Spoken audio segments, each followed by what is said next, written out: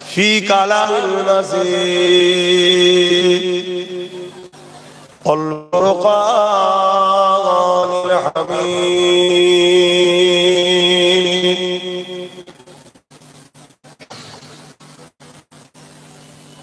ما آتاكم الرسول خذوه وما نهاكم عنه فانتهوا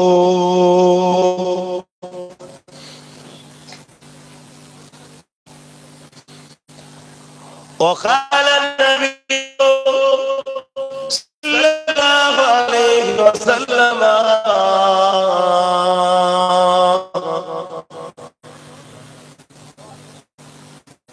من أحب سنتي فقد أحبني ومن أحبني كان معي في الجنات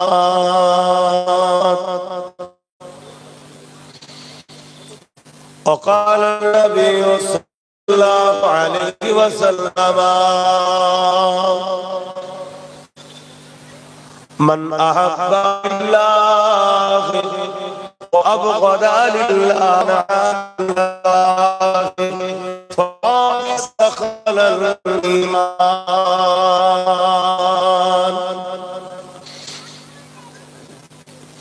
উপস্থিত হাজির আলী মজলিস আমার আব্বা জানেরা আমার তরুণেরা যুবকেরা ছোট ছোট বাচ্চারা 100 বছর পিছিয়ে যায় আজকের যে আমেরিকা আজকের যে ব্রিটেন আজকের যে তারা আমাদের দরবারে ঢোকার আগে মিশন নিত তাদের সুপার পাওয়ার প্রেসিডেন্টরা এসে সুলতান আব্দুল হামিদের দরবারে ঢুকবে দাঁড়িয়ে থাকতো একটু দেখা হবে কি ইজাজত নিত কথা কিছু বুঝছেন এই 100 বছরের মধ্যে এমন হয়ে গেল কি পুরো পৃথিবী জুড়ে সবার মধ্যে একটাই টার্গেট মার মার মার মার শুধু বলছে মুসলমানকে মার ইসলামকে মার এদেরকে শেষ করে দে কেন এই মার খাওয়া ইসলাম বিরোধী কথা শুনতে শুনতে শুনতে তোমাদের এই কান মতোই ভাটপাড়াতেও চলে এসেছে অর্জুন সিং বলছে ইসলামে নাকি রেপ করাটা পাপ নয় শুনছেন বেশি দূর নয় কান মতো এইটা আমাদের সঙ্গে হচ্ছে কেন আল্লাহ রাসূল সাহাবা হুজুরদের বলছেন একটা সময় আসবে আমার উম্মতরা পুরো মার খাবে সাহাবা হুজুররা জিজ্ঞেস করলেন ইয়া রাসূলুল্লাহ হাবিবাল্লাহ আর ভাইদের সংখ্যা কি কম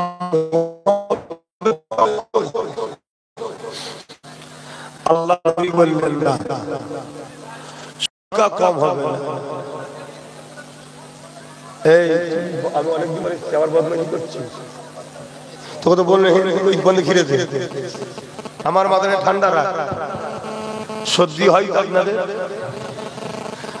শুনতে বড় ছোট জিনিস কিন্তু সর্দি হলে মানুষের মিজাজ ঠিক থাকে না কি কথা ভুল বললাম অথচ বিমারটা বড় ছোট আর হওয়া ভালো যাদের সর্দি হয় যাদের ব্রেন ফ্রেশ হয় ব্রেনের ময়লা টয়লা কোনো যায় সব বেরিয়ে যায় এটা ভালো জিনিস কিন্তু ছোট বিমার হলে কি হবে মানুষকে জ্বালাই প্রচুর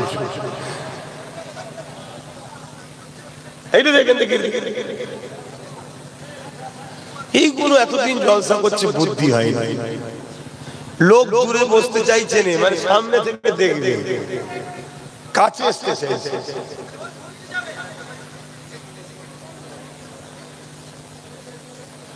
তো ভাই আমার শুনছেন আমাকে তো বলতে দেন নবীর হাদিস বিয়াদবি হবে আল্লাহ আমায় মাফ করুক বারবার রুকে যাচ্ছি কি যন্ত্রণা পড়ে গেছে আরো তেল লিয়ে দিকে এখন তো উঠি দেবে এই করতে করতেই যাওয়ার সময় হয়ে যাবে আজ কি করব আল্লাহ মাফ করে আল্লাহ নবী বললেন সাহাবারা জিজ্ঞেস করলেন হুজুর আমার ভাইদের অর্থাৎ আমাদের সংখ্যা কি কম হবে? আল্লাহ নবী বললেন না, সংখ্যা কম হবে না, সংখ্যা তাদের অনেক হবে। আমাদের সংখ্যা কম না বেশি? আমাদের সংখ্যা যদি কম হতো তাহলে সবাই আমাদেরকে দুলাভাই দুলাভাই করে। বোঝেন না? বোঝেন না? সবাই করে। যারা বিরোধী করছে খেয়াল করে দেখুন, মুসলমানদের ঘরে জামাই করে বসে আছে আমার সব। বুঝতে পারছেন তো নাকি? আমাদের সংখ্যা কম নয়, সংখ্যা কম করিয়ে দেখানো হয়। কম দেখিয়ে যদি এদের মিজাজ এই হয়, তাহলে অরিজিনাল সংখ্যা যদি বুঝতে পেরে যায় তাহলে কি হবে? হাতির যে কত বড় দেহ হাতি জীবনে জানে না। এই দুটো কান দ্বারা ওকে আল্লাহ ওর দেহ দেখতে দেয় না। ও যদি ওর দেহ দেখতে পেত, ও দুনিয়া তছনছ করে ফেলতো যে আমি এই জিনিস। এজন্য আল্লাহ দেখতে। তো যাই হোক, আল্লাহ নবী বললেন সংখ্যা কম হবে না। তারপরও হুজুর মার খাবে তাহলে কেন? আল্লাহ নবী প্রথম নম্বর বললেন, তারা আল্লাহকে ভয় খাওয়া ছেড়ে দিয়ে দুনিয়া তাগুতি শক্তিকে ভয় করবে, মৃত্যুকে তারা ভয় করবে। তাহলে প্রথম নম্বর মার খাওয়ার কারণ কি ভাই? আমরা আল্লাহকে ভয় করা ছেড়ে দেব, দুনিয়া তাগুতি শক্তি। তাগুতি শক্তি বোঝেন? যারা আজ ক্ষমতার জোরে ইসলামকে মিটাইয়া, ইসলামকে মিটিয়ে ইসলাম বিদ্বেষী করার জন্য মুসলমানকে চেষ্টা করবে, এই শক্তিকে বলা হয় তাগুতি শক্তি। তাহলে রাসূল বললেন তাদের সংখ্যা হবে অনেক, তারপরও মার খাবার কারণ আল্লাহকে ভয় করা ছেড়ে দেবে। ভয় করবে কাকে? তাগুতি শক্তিকে। যারা ক্ষমতার জোরে ইসলামকে মিটাতে চায় তাদেরকে ভয় করবে। এইটা প্রথম আলোচনা হোক, তারপরেরটাই যাচ্ছি। আজকে বুকে হাত দিয়ে বলুন, আমরা আল্লাহকে ভয় করি না জালিম অত্যাচারী ইসলাম বিদ্বেষী হুকুমত গুলোকে ভয় করি? আমরা আল্লাহকে ভয় করি না? আমরা আজকে যেভাবে এসআইআর এর কাগজের জন্য ছুটোছুটি করছি, যে পেরেশানের মধ্যে আছি, তার জাররা পরিমাণ পেরেশান কখনো হয়েছি যে কবরে যখন জিজ্ঞেস করবে প্রশ্নের উত্তরটা কিভাবে দেব? বলুন তো। আমরা দুনিয়ার জালিম শাসককে ভয় করি, তাই চেষ্টা করছি কাগজ যদি গন্ডগোল হয়ে যায় সরকার তাড়িয়ে দেবে, এই ভয়ে কাগজ নিয়ে ছুটোছুটি করছি। আমি ছুটোছুটির বিরুদ্ধে নয়, ছুটোছুটি করতে হবে। এই জায়গায় যেভাবে আমরা দুনিয়ার কাগজের জন্য ছুটোছুটি করছি জালিম শাসকের অত্যাচারের হাত থেকে বাঁচার জন্য, তার জাররা পরিমাণ কি আমরা কবরের প্রশ্ন থেকে কিভাবে বাঁচবো, কবরের আযাব থেকে কিভাবে বাঁচবো, এর জন্য কি চিন্তা করি?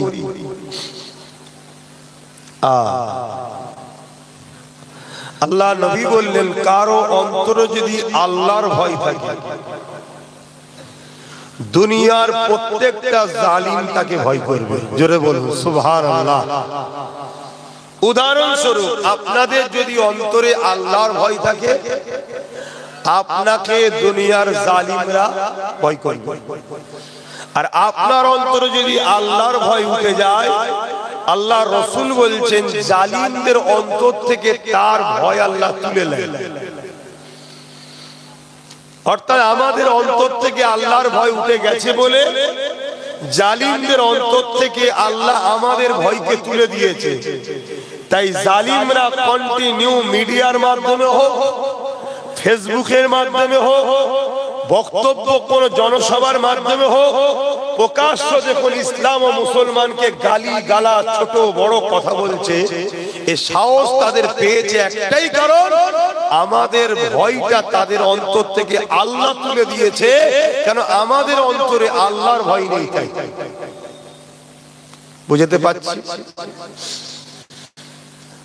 আর আল্লাহর ভয় যদি আমাদের অন্তরে থাকে, তাহলে জালিমদের অন্তরে আল্লাহ আমাদের ভয় ঢুকিয়ে দেবে, তারা আমাদেরকে ভয় করে। আল্লাহ পাক কোরআন পাকের মধ্যে বলেন সূরা রহমানে, ওয়ালিমান খাফা মাকাম রাব্বিহি জান্নাতান, যারা আমি আল্লাহ আমাকে ভয় করে তাদের জন্য আমি দুটো দুটো জান্নাত দেব। জোরে বলুন সুবহানাল্লাহ। মনে রাখবেন, পৃথিবীতে যতবার আমরা কামিয়াব হয়েছি, বিজয় হয়েছি, অস্ত্রের জোরে নয়, ম্যান পাওয়ারের জোরে নয়, মানি পাওয়ারের জোরে নয়, ম্যান্ডেট পাওয়ারের জোরে নয়। সংখ্যা আমাদের কম ছিল, মানি পাওয়ার যুগে যুগে কম ছিল, ম্যান্ডেট পাওয়ার কম ছিল, অর্থ পাওয়ার কম ছিল, অস্ত্র ছিল না, তারপরও আমরা বিজয় লাভ করেছি। হতে পারে সেটা বদরে, হতে পারে সেটা মুসা নবী, হতে পারে সেটা ইব্রাহিম নবী, হতে পারে সেটা ওহুদে, হতে পারে সেটা খাইবারে, হতে পারে সেটা খন্দকে, হতে পারে সেটা মোতাতে, আর হতে পারে সেটা সুলতানে হিন্দ, আতায়ে রাসূল, গরিবে নওয়াজ, মুঈনুদ্দিন আজমিরি। জোরে বলুন সুবহানাল্লাহ। প্রত্যেকবারেই আমরা জিতেছি একটা পাওয়ারের জোরে, হয় ঈমান, যেটাকে কি বলা হয়? ঈমান। আর আল্লাহর ভয়টা হলো তাকওয়া, ঈমানের মধ্যে একটা। কিন্তু আজ আমাদের অন্তর থেকে আল্লাহর ভয় উঠে গেছে, এজন্য আজ আমরা লাঞ্ছিত। দ্বিতীয় নম্বর, রাসূল বললেন তাদের এই মার খাবার কারণ হবে তারা বড় লোভী হবে। কি হবে? বুকে হাত দিয়ে বলুন, আমার নবীর উম্মত, আমার ভাইরা, আমরা এখন লোভী হয়েছি না হয়েছি? তাহলে মার খাওয়ার কারণ বুঝতে পারছেন? এই দুটোকে চেঞ্জ করে দিন এক্ষুনি। আল্লাহর জাত পাকের কসম করে বলছি, যার কুদরতি হাতে আব্বাস সিদ্দিকীর জান আছে, এক্ষুনি আমার নিঃশ্বাস বন্ধ করে দিতে যিনি পারে, তার জাত পাকের কসম করে বলছি, এক্ষুনি চাকা এই দিক ঘুরছে, উল্টো ঘোরা শুরু হবে, এক্ষুনি চেঞ্জ হয়ে যাবে পরিবেশ। আপনাকে এই দুটো জিনিস চেঞ্জ করতে হবে। আপনি কামানের সামনে দাঁড়িয়েও ওই জায়গায় ঈমান রাখতে হবে, আল্লাহর ভয়, কামানের ভয় নয়, কার হাতে টিগার আছে তার ভয় নয়। আপনাকে মনে রাখতে হবে, এখানে যদি মৃত্যু আমার না থাকে, তাহলে ক্ষমতা নাই কি আমাকে মারতে পারবে। AK-47 এর সামনে দাঁড়িয়ে টিগার টানবে, এমন সময়ও তো আপনাকে ঈমান রাখতে হবে, আমার আল্লাহ যদি মরণ নসিব এখানে রাখে হবে, যদি না রাখে এর ক্ষমতা নাই, মরবো। কেন? জামানার মুজাদ্দিদ আবু বকরকে 3টে গুলি সামনে থেকে মেরেছিল, একটাও লাগেনি। জোরে বলুন সুবহানাল্লাহ। জানি তিনি জামানার মুজাদ্দিদ, তাকে আল্লাহ খাস সাহায্য করছে, কিন্তু সাহায্যটা কে করেছিল? সেই আল্লাহ কি আমাদের নয়? শুধু দাদা হুজুরের আল্লাহ, আমাদের নয়? কথা বলবেন তো? তাহলে তিনি আমাদের সাহায্য করবে না কেন? বলেছে নাকি করবো না? তিনি তো বলেছে, বান্দা আমার হ, আমি তোর হয়ে যাব। দাদা হুজুর হয়েছে, দাদা হুজুরের হয়ে গেছে, আমরা হতে পারিনি, আমাদের হয়। এখনো আমার যুবকদের বোঝা দরকার, আল্লাহ ছাড়া অন্য কাউকে ভয় করব না, আর লোভ নয়, তাকদীরের উপরে ভরসা করুন, তাকদীরকে বিশ্বাস করুন। এই দুটো কারণে রাসূল বললেন মার খাবে। আমরা কত লোভী হয়ে গেছি দেখুন, আমরা লোভেতে এত খারাপ হয়ে যাচ্ছি, নিজের মসজিদ, মাদ্রাসা, কবরস্থান, ঈদগাহ, খানকাকে আমরা বিক্রি করছি, আমরা বিক্রি করে ধরেছি।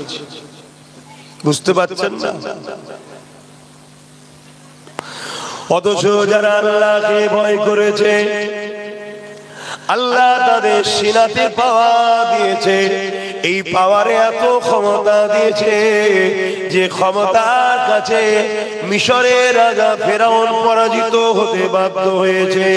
ইতিহাস গাওয়া যায়, ফেরাউন যখন ইব্রাহিম নবীকে হারাবার জন্য 70,000 জাদুকর নিয়ে এসেছে, ওই 70,000 জাদুকরের সামনে হযরতে মুসা আলাইহিস সালাম দাঁড়িয়ে গেলে, দাঁড়িয়ে গিয়ে আল্লাহ পাকে যারা কাউকে ভয় করে না, ইব্রাহিম মুসা নবী বলতে লাগলেন, এই জালিম ফেরাউন, তুমি নিজেকে খোদা দাবি করেছো, কিন্তু খোদা তো তিনি যিনি জমিন আসমানের একমাত্র মালিক, যিনি তোমাকে সৃষ্টি করেছে, যিনি তোমাকে মিশরের রাজত্ব দিয়েছে, সেই আল্লাহকে তুমি মেনে নাও।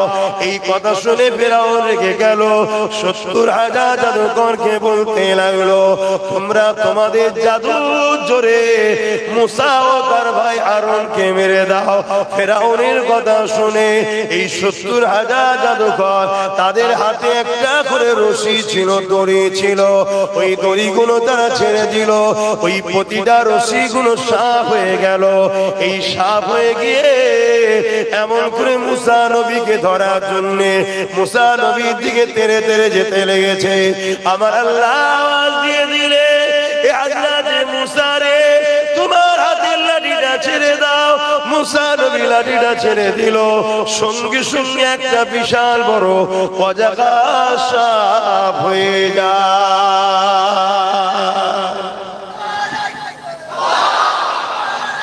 আল্লাহ একদিকে মাত্র দুজন, কিন্তু দিলে শুধু আল্লাহর ভয়,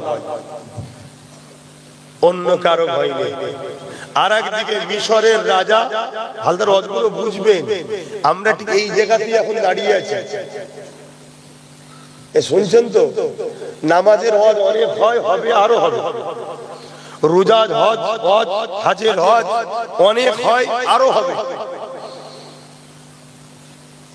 কিন্তু আজকে যে জায়গায় দাঁড়িয়ে আছি, আমরা ইসলাম নিয়ে বাঁচতে পারবো কিনা এই জায়গায় দাঁড়িয়ে আছি।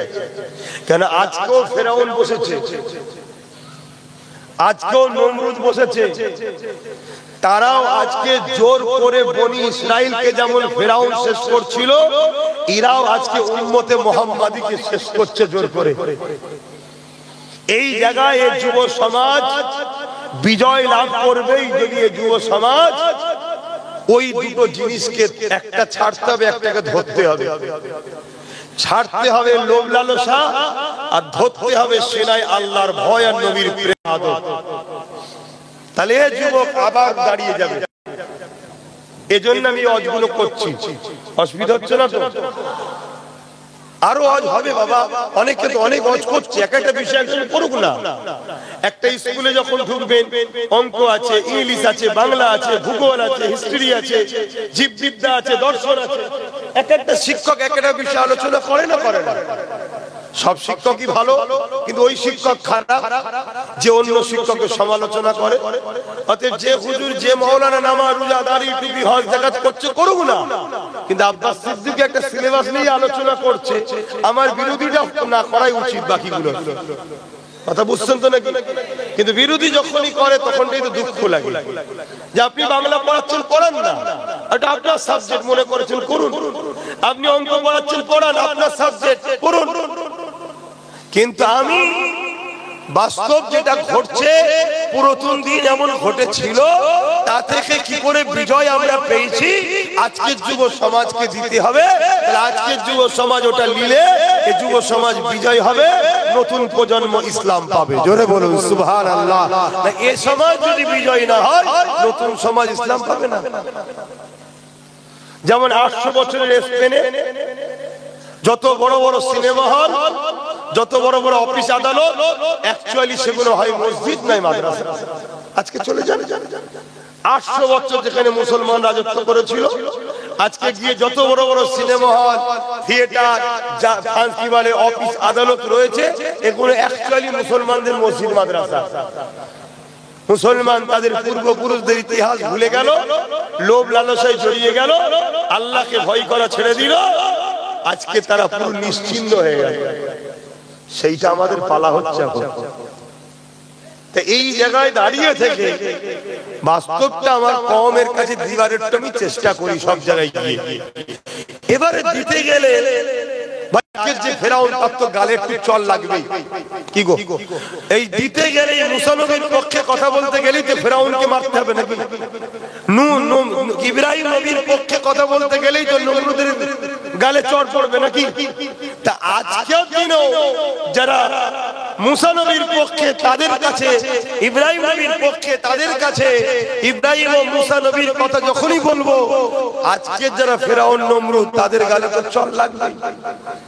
কিন্তু দুঃখের বিষয় সেদিন ছিল কাতার আলাদা, এইদিকে নমরুদ কি, এইদিকে ইব্রাহিম নবী, এদিকে নমরুদ, এদিকে মুসা নবী, এদিকে ফেরাউন। কিন্তু আজকে সিস্টেমটা একটু আলাদা হয়ে গেছে। কি? নমরুদ, এই মুসা নবী, ইব্রাহিম নবী, নমরুদ, ফেরাউন আলাদা আলাদা ছিল। এখনকার নমরুদ ফেরাউনরা তাদের লোককে আমাদের মধ্যে ঢুকে গুলিয়ে দিয়েছে। তাই আমি কথা বললে একটু সমস্যা হচ্ছে আমাদের ঘরের মধ্যে, বুঝতে পারছেন তো? ঘরের মধ্যেই সমস্যা হচ্ছে। বাপেরা মন দিয়ে শোনেন, হযরত মুসা আলাইহিস সালাম যখনই লাঠিটা ছেড়েছে বিশাল এক সাপ হয়ে গেছে। ৭০,০০০ জাদুঘরে সাপগুলো তেড়ে তেড়ে যে আসছিল, মুসা নবীর লাঠিটা ওই সাপগুলোকে ধরে ধরে খেতে লেগেছে। এই দৃশ্যটা দেখে ৭০,০০০ জাদুঘর, যাদেরকে ফেরাউন ভাড়া করে নিয়ে এসেছিল, যাদেরকে ফেরাউন অর্থ দিয়েছিল, যাদেরকে ফেরাউন দরবারে রেখেছিল, যাদেরকে ফেরাউন সম্মানিত করেছিল, ওই সকল ৭০,০০০ জাদুঘর উঠে দাঁড়িয়ে গিয়ে ফেরাউনের দরবার ছেড়ে দিয়ে আস্তে আস্তে মুসা নবীর কাছে আগিয়ে এসে বলতে লেগেছে, হে মুসা, আমাদেরকে ক্ষমা করে দাও, আমাদেরকে ওই পানি পরিয়ে দাও যে পানিতে মহান স্রষ্টা আল্লাহকে পাওয়া যাবে। আরো জোরে বলুন সুবহান। ফেরাউন তো বলছে, হারা তোদেরকে অর্থ দিলাম আমি, খাওয়ালাম আমি, আনলাম আমি, তোরা রশি ছাড়লি সাপ হয়ে গেল, মুসা লাঠি ছাড়লো সাপ হলো, তোদের ৭০,০০০ সাপ, মুসার একটা লাঠি বড় সাপ। তো এতে আশ্চর্য হবার কি আছে? তোরা মুসার দিকে চলে গেলি কেন? তখন ৭০,০০০ জাদুঘর বলতে লেগেছে, ফেরাউন শোনো, জাদু আর মুসার সাপের মধ্যে, আমাদের সাপ আর মুসার সাপের মধ্যে পার্থক্য আছে, আপনারাও শোনেন। জাদু চোখের ধোঁকা। জাদু কি? চোখের ধোঁকা। এ ফেরাউন, আমরা যে রশি ছেড়েছি, রশি আছে, জনগণ দেখছে সাপ, এটা চোখের ধোঁকা। কিন্তু মুসা যে লাঠি ছেড়েছে ওটা লাঠি নাই, সত্যিকারের সাপ হয়েছে। জোরে বলুন সুবহানাল্লাহ। এটা হলো মুজিজা। কথা বুঝে আসছে? এটা কার ক্ষমতায়? আল্লাহ। সেই ক্ষমতা আজও আছে না নাই? আল্লাহ আছে তো, ক্ষমতা আছে তো, না কমে গেছে? নাউযুবিল্লাহ মিন জালিল, লা হাওলা ওয়ালা কুওয়াতা ইল্লা বিল্লাহ। তাহলে ঘাবড়াচ্ছেন কেন? আজকের ফেরাউন কত বড় হয়েছে? আল্লাহ থেকে বড় হয়ে গেছে নাকি? তাহলে ঘাবড়াবেন না, কিন্তু আল্লাহর সঙ্গে জুড়ুন, আল্লাহকে ভালোবাসুন, আল্লাহকে ভয় করুন। আমার বাপেরা, নওজওয়ানেরা, আমার নবী পাকের দিওয়ানারা, ঠিক তেমন ইব্রাহিম আলাইহিস সালামের সঙ্গ হয়েছে।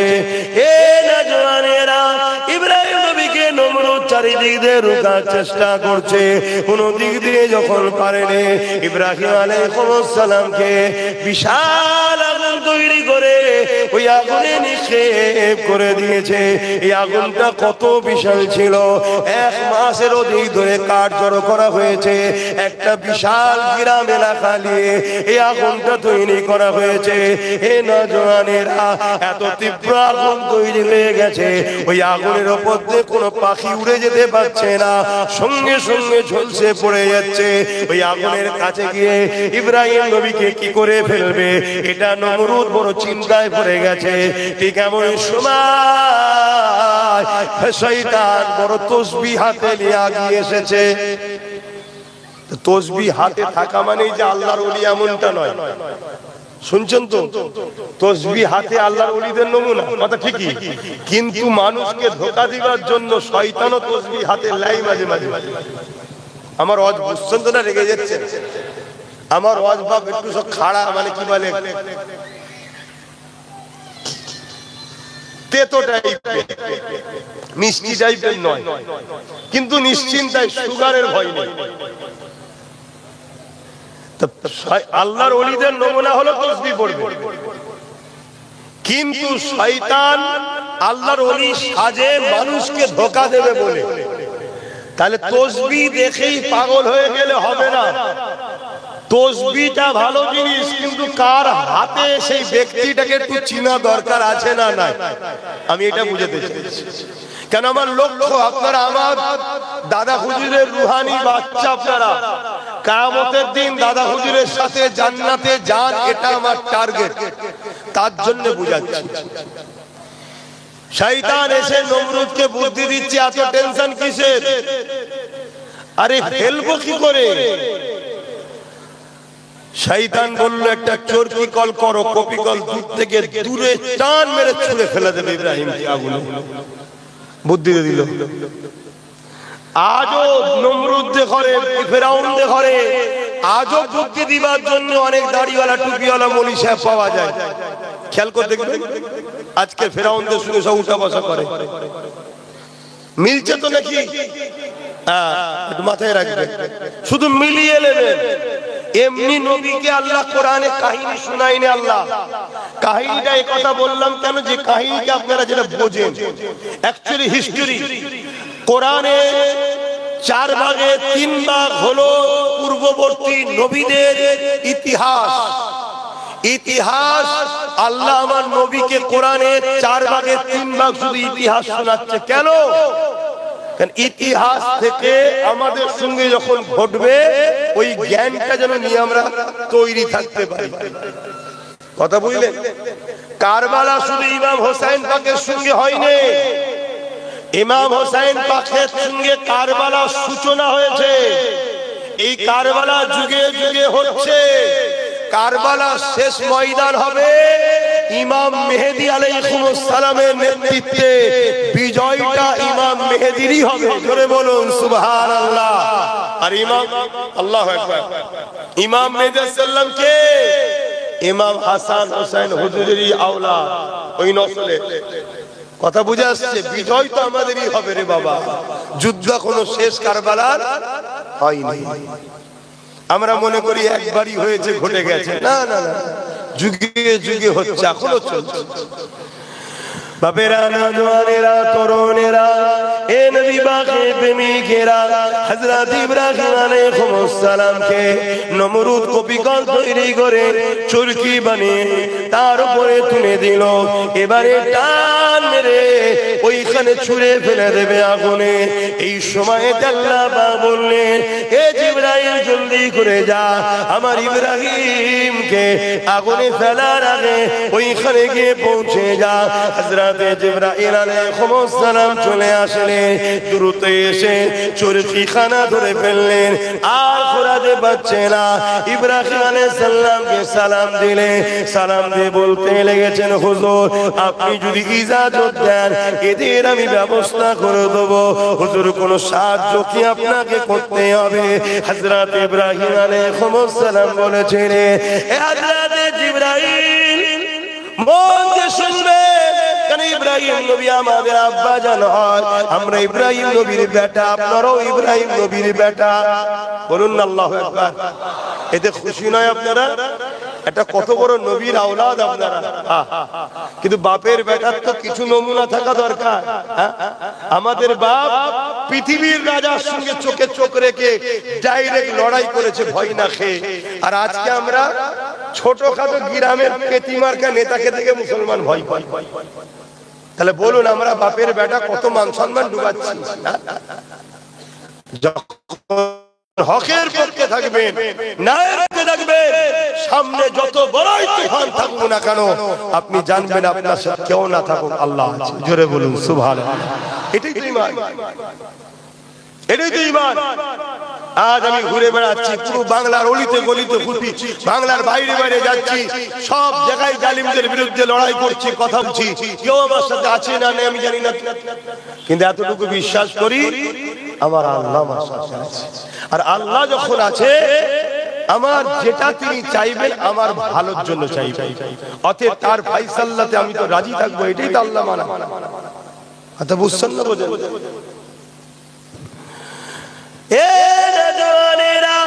হযরত ইব্রাহিম আলাইহিস সালাম কে যখন এইভাবে জিজ্ঞাসা সালাম বললেন, ও ভাই ইব্রাহিম আলাইহিস সালাম, আপনাকে কি সাহায্য কি করতে হবে?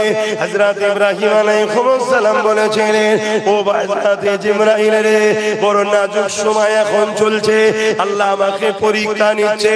এ হযরত জিবরাইল, আমি যে আল্লাহকে ভালোবাসি, যে আল্লাহর জন্য আমি নাই কথা বলি, সেই আল্লাহ ইব্রাহিমকে এখন দেখতে পাচ্ছে। ইব্রাহিম কি অবস্থায় রয়েছে আমার আল্লাহ দেখতে পাচ্ছে। আমার উপরে নমরুদ এত রেগে গেছে কেন? আমাকে আগুনে এত ফেলছে কেন? আল্লাহর পক্ষে আমি আছি তাই, আল্লাহকে ভালোবাসি তাই, আল্লাহ ছাড়া কাউকে মানি না বলে তাই, নায়ের পক্ষে কথা বলি তাই। যদি আমার আল্লাহ আমাকে সব দেখছে, যদি আল্লাহ আমাকে বাঁচাতে চায়, নমরুদের আগুন থেকে বাঁচানোটা আমার আল্লাহর কাছে কোনো ব্যাপার নয়। হযরত জিবরাইল আর আল্লাহ যদি নমরুদের আগুনে ফেলে, আমি ইব্রাহিমকে পরীক্ষা নাই নি, আল্লাহ যদি নমরুদের আগুনে ফেলে, আল্লাহ যদি খুশি হয় ইব্রাহিমকে পুড়িয়ে, হযরত জিবরাইল রে, আমি বলি আল্লাহকে ভালোবাসি। মন দিয়ে শোনেন, মন দিয়ে শোনেন, আমরা বলি আল্লাহকে ভালোবাসি। ইব্রাহিম নবী বলছে আমিও বলি আল্লাহকে ভালোবাসি। এ হযরত জিবরাইল রে, আল্লাহকে যে ভালোবাসি বলি, এই ভালোবাসাটা কেমন ভালোবাসা? আমার আল্লাহ যদি ইব্রাহিমকে নমরুদের আগুনে ফেলে খুশি হয়, নমরুদের আগুনে পুড়িয়ে আল্লাহ যদি খুশি হয়, ইব্রাহিমের ভালোবাসা এতটা কম নয়। এ হযরত জিবরাইল, আমার আল্লাহর খুশির জন্য আমি ইব্রাহিম একবার নয় হাজারটা যদি জান দেয়, হাজারবার ইব্রাহিমের আগুন আল্লাহর খুশির জন্য নমরুদের আগুনে ইব্রাহিম পুড়তে রাজি আছে। আরো জোরে বলুন সুবহানাল্লাহ।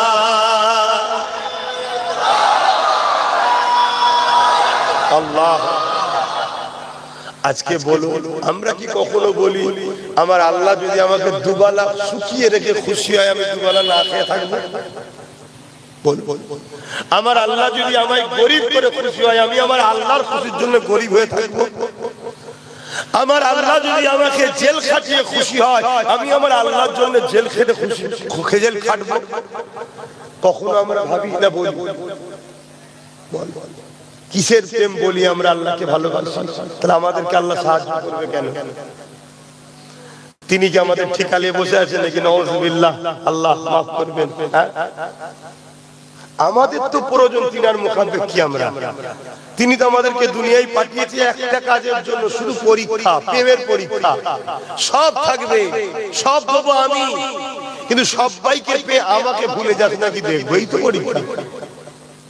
ব্যবসা করো, কারবার করো, লেনদেন করো, উঠা বসা করো, সব করো, কিন্তু যখনই দেখবে তোমার আল্লাহর সঙ্গে কেউ বিরোধী হচ্ছে, তার সাথে আল্লাহ। যখনই দেখবে তোমার রাসূলের সঙ্গে কেউ বিরোধী করছে, তার সাথে আল্লাহ। যদি করো তার মানে তুমি আল্লাহ রাসূলের থেকে তাকে গুরুত্ব দিলে, তাই ছাড়তে পারলে না আল্লাহ রাসূলের জন্য।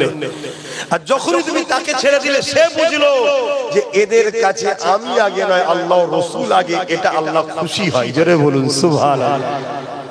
আমি বুঝাতে পারছি তো? এটাই তো পরীক্ষা। আমার নবীর কলিজার টুকরি খাতুনে জান্নাত ফাতেমা জাহরা রাদিয়াল্লাহু তাআলা আনহা, জিনার আব্বার জন্য জান্নাত তৈরি হয়েছে 8টা, জিনার আব্বার জন্য কুল কায়নাত তৈরি হয়েছে, এবং জিনার আব্বা দোনো জাহানের সুলতান, দোনো জাহানের বাদশা, দোনো জাহানের মালিক। আল্লাহ জিনাকে বানিয়েছেন সেই মুহাম্মদ রাসূলুল্লাহর কলিজার টুকরি খাতুনে জান্নাত ফাতেমা জাহরা রাদিয়াল্লাহু তাআলা আনহা। কয়েকদিন ঘরে খাওয়া হয়নি। শুনছেন আমি কি বলছি? এখানে কেউ হাত তুলে বলতে পারবেন যে আমার বাড়িতে দুদিন খাওয়া হয়নি কি একদিন খাওয়া হয়? আপনি ভাবতে হবে ভাই, ও শুধু শোনার জিনিস নয়। তাহলে বলুন এক ধার থেকে কেসটা কাহিনী বলে দিয়ে চলে যাচ্ছে, তো বুঝে পাওয়ার দরকার নেই। ওয়াজ শোনার জিনিস শুধু নয়, ওয়াজ শোনার জিনিসই হতো। আল্লাহ নবী যখন ওয়াজ করেছে, আবু বকর সিদ্দিকও শুনেছে, আবু জেহেলও শুনেছে। একজন দুনিয়া থেকে জান্নাতের সার্টিফিকেট পেয়েছে, একজন দুনিয়া থেকে জাহান্নামের সার্টিফিকেট পেয়েছে। কারণটা কি? ওয়াজ শুনে বোঝার জিনিস, যে বোঝে তার মধ্যে ধাক্কা হয় দিলে, সত্যি আমি ভুল করছি তো। এইটা যখনই আল্লাহ দেখবে যে আমার বান্দার মধ্যে একটা ধাক্কা লাগছে, আল্লাহ তখন সহযোগিতা করবে আপনাকে আল্লাহ ওয়ালা হওয়ার জন্য। জোরে বলুন সুবহানাল্লাহ। আর শুধু শুনেই গেলে কি হবে? আপনাকে তো ভাবতে হবে যে রাসূল না হলে আল্লাহ জমিন ও জামাত চুনা কিছুই বানাতেন না। কুল কায়নাত যার জন্য বানিয়েছে সেই রাসূলুল্লাহর কলিজার টুকরি খাতুনে জান্নাত, তিনার ঘরে কয়েকদিন খাওয়া হয়নি। তারা কি গরিব ছিল? তোমাদের ধারণা কি গরিব ছিল? না। তাহলে খাওয়া হয়নি কেন? না, গরিবিটাকে পছন্দ করেছে, আল্লাহকে চেয়েছে। আল্লাহ আমার রাসূল চাইতেন আল্লাহ একবেলা খাওয়াবেন আর একবেলা খাওয়াবেন না। সাহাবারা জিজ্ঞেস করছেন, হুজুর এ দোয়া কেন? বলছে আল্লাহ শুকরকারীদেরও বন্ধু, সবরকারীদেরও বন্ধু। জোরে বলুন সুবহানাল্লাহ। যে খাওয়ার পর আলহামদুলিল্লাহ বলে আল্লাহ তারও দোস্ত, আর যে না খেতে পেয়ে সবর করে আল্লাহ তারও বন্ধু, তারও দোস্ত। জোরে বলুন সুবহানাল্লাহ। শুনছেন? তাহলে আমি রাসূলুল্লাহ যখন খাবো আলহামদুলিল্লাহ বলবো আল্লাহ আমার সাথে, আর যখন না খাবো তখন সবর করব আল্লাহ আমার সাথে। এবং গরিবরা ধনীদের থেকে 500 বছর আগে জান্নাতে যাবে। জোরে বলুন সুবহানাল্লাহ। বাবেরা নওজোয়ান তরুণেরা, হে নবী পাকের প্রেমিকেরা, হযরত খাতুনে জান্নাত ফাতিমা জাহরা রাদিয়াল্লাহু তাআলা আনহা স্বামী হযরত শেরে খোদা মাওলা আলী রাদিয়াল্লাহু তাআলা, তিনি এমন করে স্ত্রীকে বললেন, এ ফাতেমা রে, আমার তোমার নাই হলো এই বাচ্চা হাসান হোসেন দুটো কয়েকদিন পানি খেয়ে রয়েছে, একটু ভাববেন, শুনবেন, দিলের গভীরে একটু কথাকে নিয়ে যাবে, তাদের উপরে মহব্বত ভালোবাসা রেখে শুনবে, দিলটা থেকে ভেঙে গিয়ে চোখ দিয়ে পানি বেরিয়ে যাবে। কি জিন্দেগি তিনাদের ছিল। এ যুবকেরা, তরুণেরা, হযরত মাওলা আলী শেরে খোদা রাদিয়াল্লাহু তাআলা তিনি বলতে লাগলেন, এ ফাতেমা রে, আল্লাহ নবীর কাছে আমি একটু যাই, কেন রাসূলুল্লাহ অনেকে নজরানা দেয়, যদি কিছু পাওয়া যায় নিয়ে আসবো। কমসে কম বাচ্চা দুটো ইমাম হাসান হোসেন, তারা দুজন তো কমসে কম খেতে পারবে। হযরত মাওলা আলী চলে গেলেন আমার রাসূলুল্লাহ দরবারে। দীর্ঘক্ষণ পরে ফিরে আসে, কিছু পেলেন না। মনটা ভরা করে দরজার ঘরে এসে দরজার বাইরে থেকে সালাম দিলেন। আপনারাও শুনে রাখেন, বাইরে থেকে সালাম দিয়া এটা রাসূলুল্লাহ সুন্নাত। ঘরওয়ালাকে সালাম দিতে হয়, এটা রাসূলুল্লাহ সুন্নাত। এই মাওলা আলী যখন সালাম দিলে, হযরত খাতুনে জান্নাত ঘরের ভেতর থেকে সালামের জবাব দিলে, দরজা না খুলে একটা জায়গা দিয়ে জানালাটা সরিয়ে, যে ভাষাটা আপনারা বুঝবেন, ওই কাপড়টা সরিয়ে দিয়ে তিনি দেখতে লেগেছে মাওলা আলী কি নিয়ে এসেছে, কি অবস্থায় রয়েছে। হযরত খাতুন জান্নাত দেখছে হযরত মাওলা আলী খালি হাতে রয়েছে, মনটা বড় মরা, চোখগুলো ছলো ছলো। হযরত খাতুনে জান্নাত বলে, হে আমার প্রাণের স্বামী, মন খারাপ কেন? হযরত মাওলা আলী বলে, হে ফাতেমা রে, নবীর বেটি আমার স্ত্রী হয়ে এসেছো, কখনো তোমাকে ঠিকভাবে খাওয়াতে পারলাম না, তোমার সুখ শান্তি জামা কাপড় অন্যজনেরা যেভাবে দেয় আমি তোমাকে সেইভাবে বেশি বেশি দিতে পারলাম না। এ ফাতেমা রে, আজ কয়েকদিন ক্ষুধার্ত রয়েছি, সংসারে খাবার কিছু নাই, কিন্তু আল্লাহ নবীর কাছে গেলাম, ওখানেও কিছু পেলাম না, এই মনটা বড় খারাপ হয়ে গেছে। হযরত খাতুনে জান্নাত কেমন নবী শিখিয়েছে বেটিকে দেখুন। আজ বাপেরা, আপনারা আপনাদের কন্যাগুলোকে কি শিখিয়ে পরের বাড়ি পাঠাচ্ছেন, পরের বাড়ি গিয়ে এত অশান্তি হচ্ছে, বেশি দিন সময় লাগছে না জনদুঃখিনী মাকে ছেড়ে দিয়ে বেটাকে আলাদা করে দিচ্ছে আপনার ঘরের মেয়েগুলো। হচ্ছে না? কি শিখিয়েছি আমরা? আর আল্লাহ নবী ফাতেমাকে কি শিখাচ্ছে? এই অবস্থায় দাঁড়িয়ে আমাদের এলাকার কোন মেয়ে ঘর করবে? হ্যাঁ, এই অবস্থায় দাঁড়িয়ে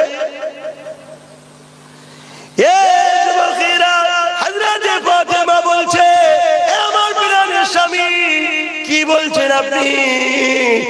আপনি তো শুনেছেন আল্লাহ কোরআনে বলেছে, যিনি আল্লাহ পাক যাকে খাওয়ায়, আল্লাহ পাক যখন দেয় ওটা নিয়ে যে শুকরিয়া আদায় করে, আল্লাহ পাক তার উপরে রাজি খুশি হয়ে যায়।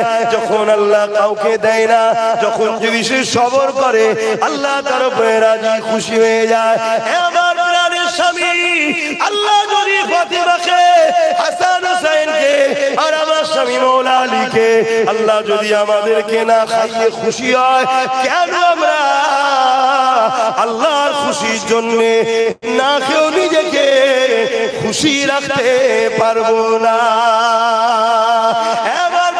স্বামী, আপনি হাসুন, আপনি মুখে হাসি নিয়ে আসে, তারপরে আপনার দরজা খুলে ভেতরে আসে, আপনার হাসি মুখটা আমি দেখতে চাই। তবে প্রাণের স্বামী শোনেন, আমি আমার আল্লাহর শুকরিয়া আদায় করি আলহামদুলিল্লাহ।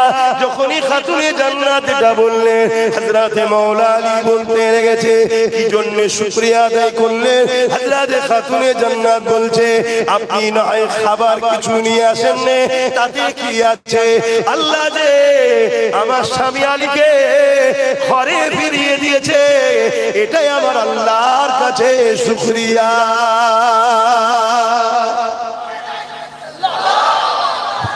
আল্লাহ, আজকে কত স্বামী আছে টেনশনে রাস্তায় যায়, গাড়িতে অ্যাক্সিডেন্ট করে মারা যায়। কত এমন স্বামী আছে গরিব মানুষ চাপে পড়ে গেছে, ওসব জানি না, ঈদের দিন এটা কিনে দিতে হবে, ওটা কিনে দিতে হবে। কথা বুঝে আসছে না? খবরদার, আছো বলে বলতে পারছো, না থাকলে সব যাবে। আর খাতুনে জান্নাতকে রাসূল কি শিখিয়েছে? যে খাবার হয় না তো কি হয়েছে, আমার স্বামী তো আল্লাহ ফিরিয়ে দিয়েছে। আল্লাহ যদি আপনাকে ডেকেলে আমার কিছু করার আছে? এতেই আমি খুশি আলহামদুলিল্লাহ। তাদের মধ্যে আল্লাহর ভালোবাসা, আল্লাহর ভক্তি কত ছিল। আর আজকে আমাদের মা বোন বেটিদের কি অবস্থা বলো? এর জন্য দোষী কারা? আমরাই তো দোষী। আজ আমরা লোভে পড়ে গেলাম। লোভে, আমি যতটুকু জানি, আমার আব্বার আব্বাদের দিকে যদি চলে যাওয়া যায়, অর্থাৎ তোমাদের দাদু, যারা যুবক আছে দাদু, যত কমই হোক প্রত্যেকটা বাড়ি গড়ে 7-8টা করে ছেলে। কথা কি ভুল বলতাম নাকি? প্রত্যেকটা দাদুর গড়ে 7-8টা করে ছেলে, প্রত্যেকটা। কথা বুঝে আসছে না?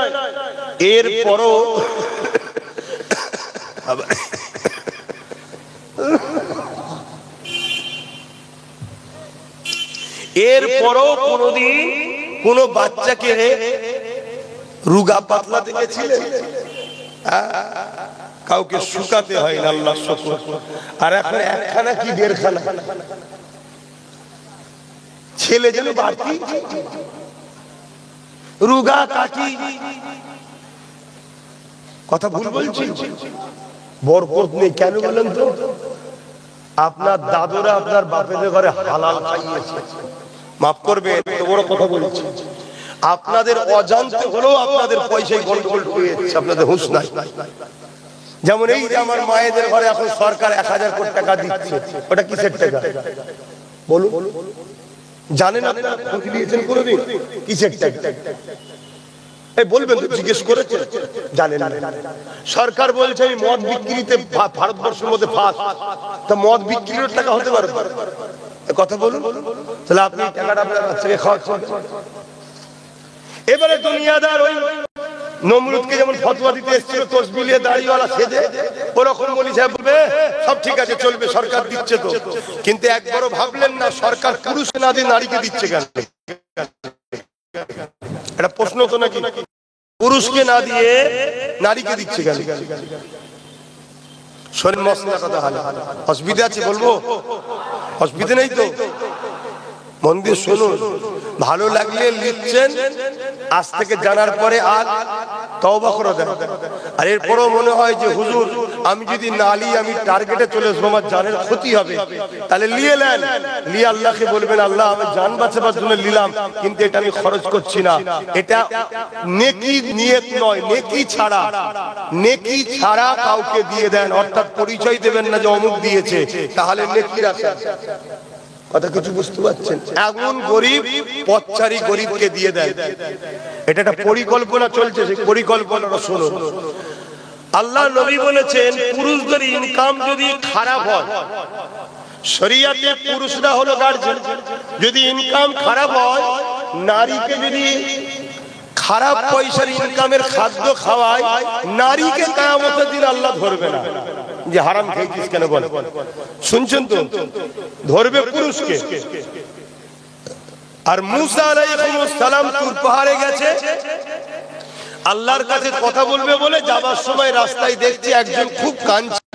মুসা নবীর কাছে বলছে, হুজুর আপনি যাচ্ছেন, আল্লাহকে বলুন না আমার দোয়া কবুল করতে, আমি 40 বছর ধরে দোয়া চাইছি, কবুল হচ্ছে না।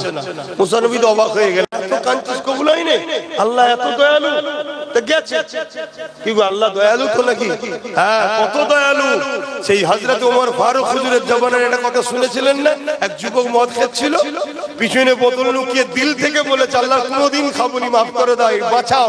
সঙ্গে সঙ্গে মদকে আল্লাহ দুধে পরিণত করে দিয়েছে। জোরে বলুন সুবহানাল্লাহ।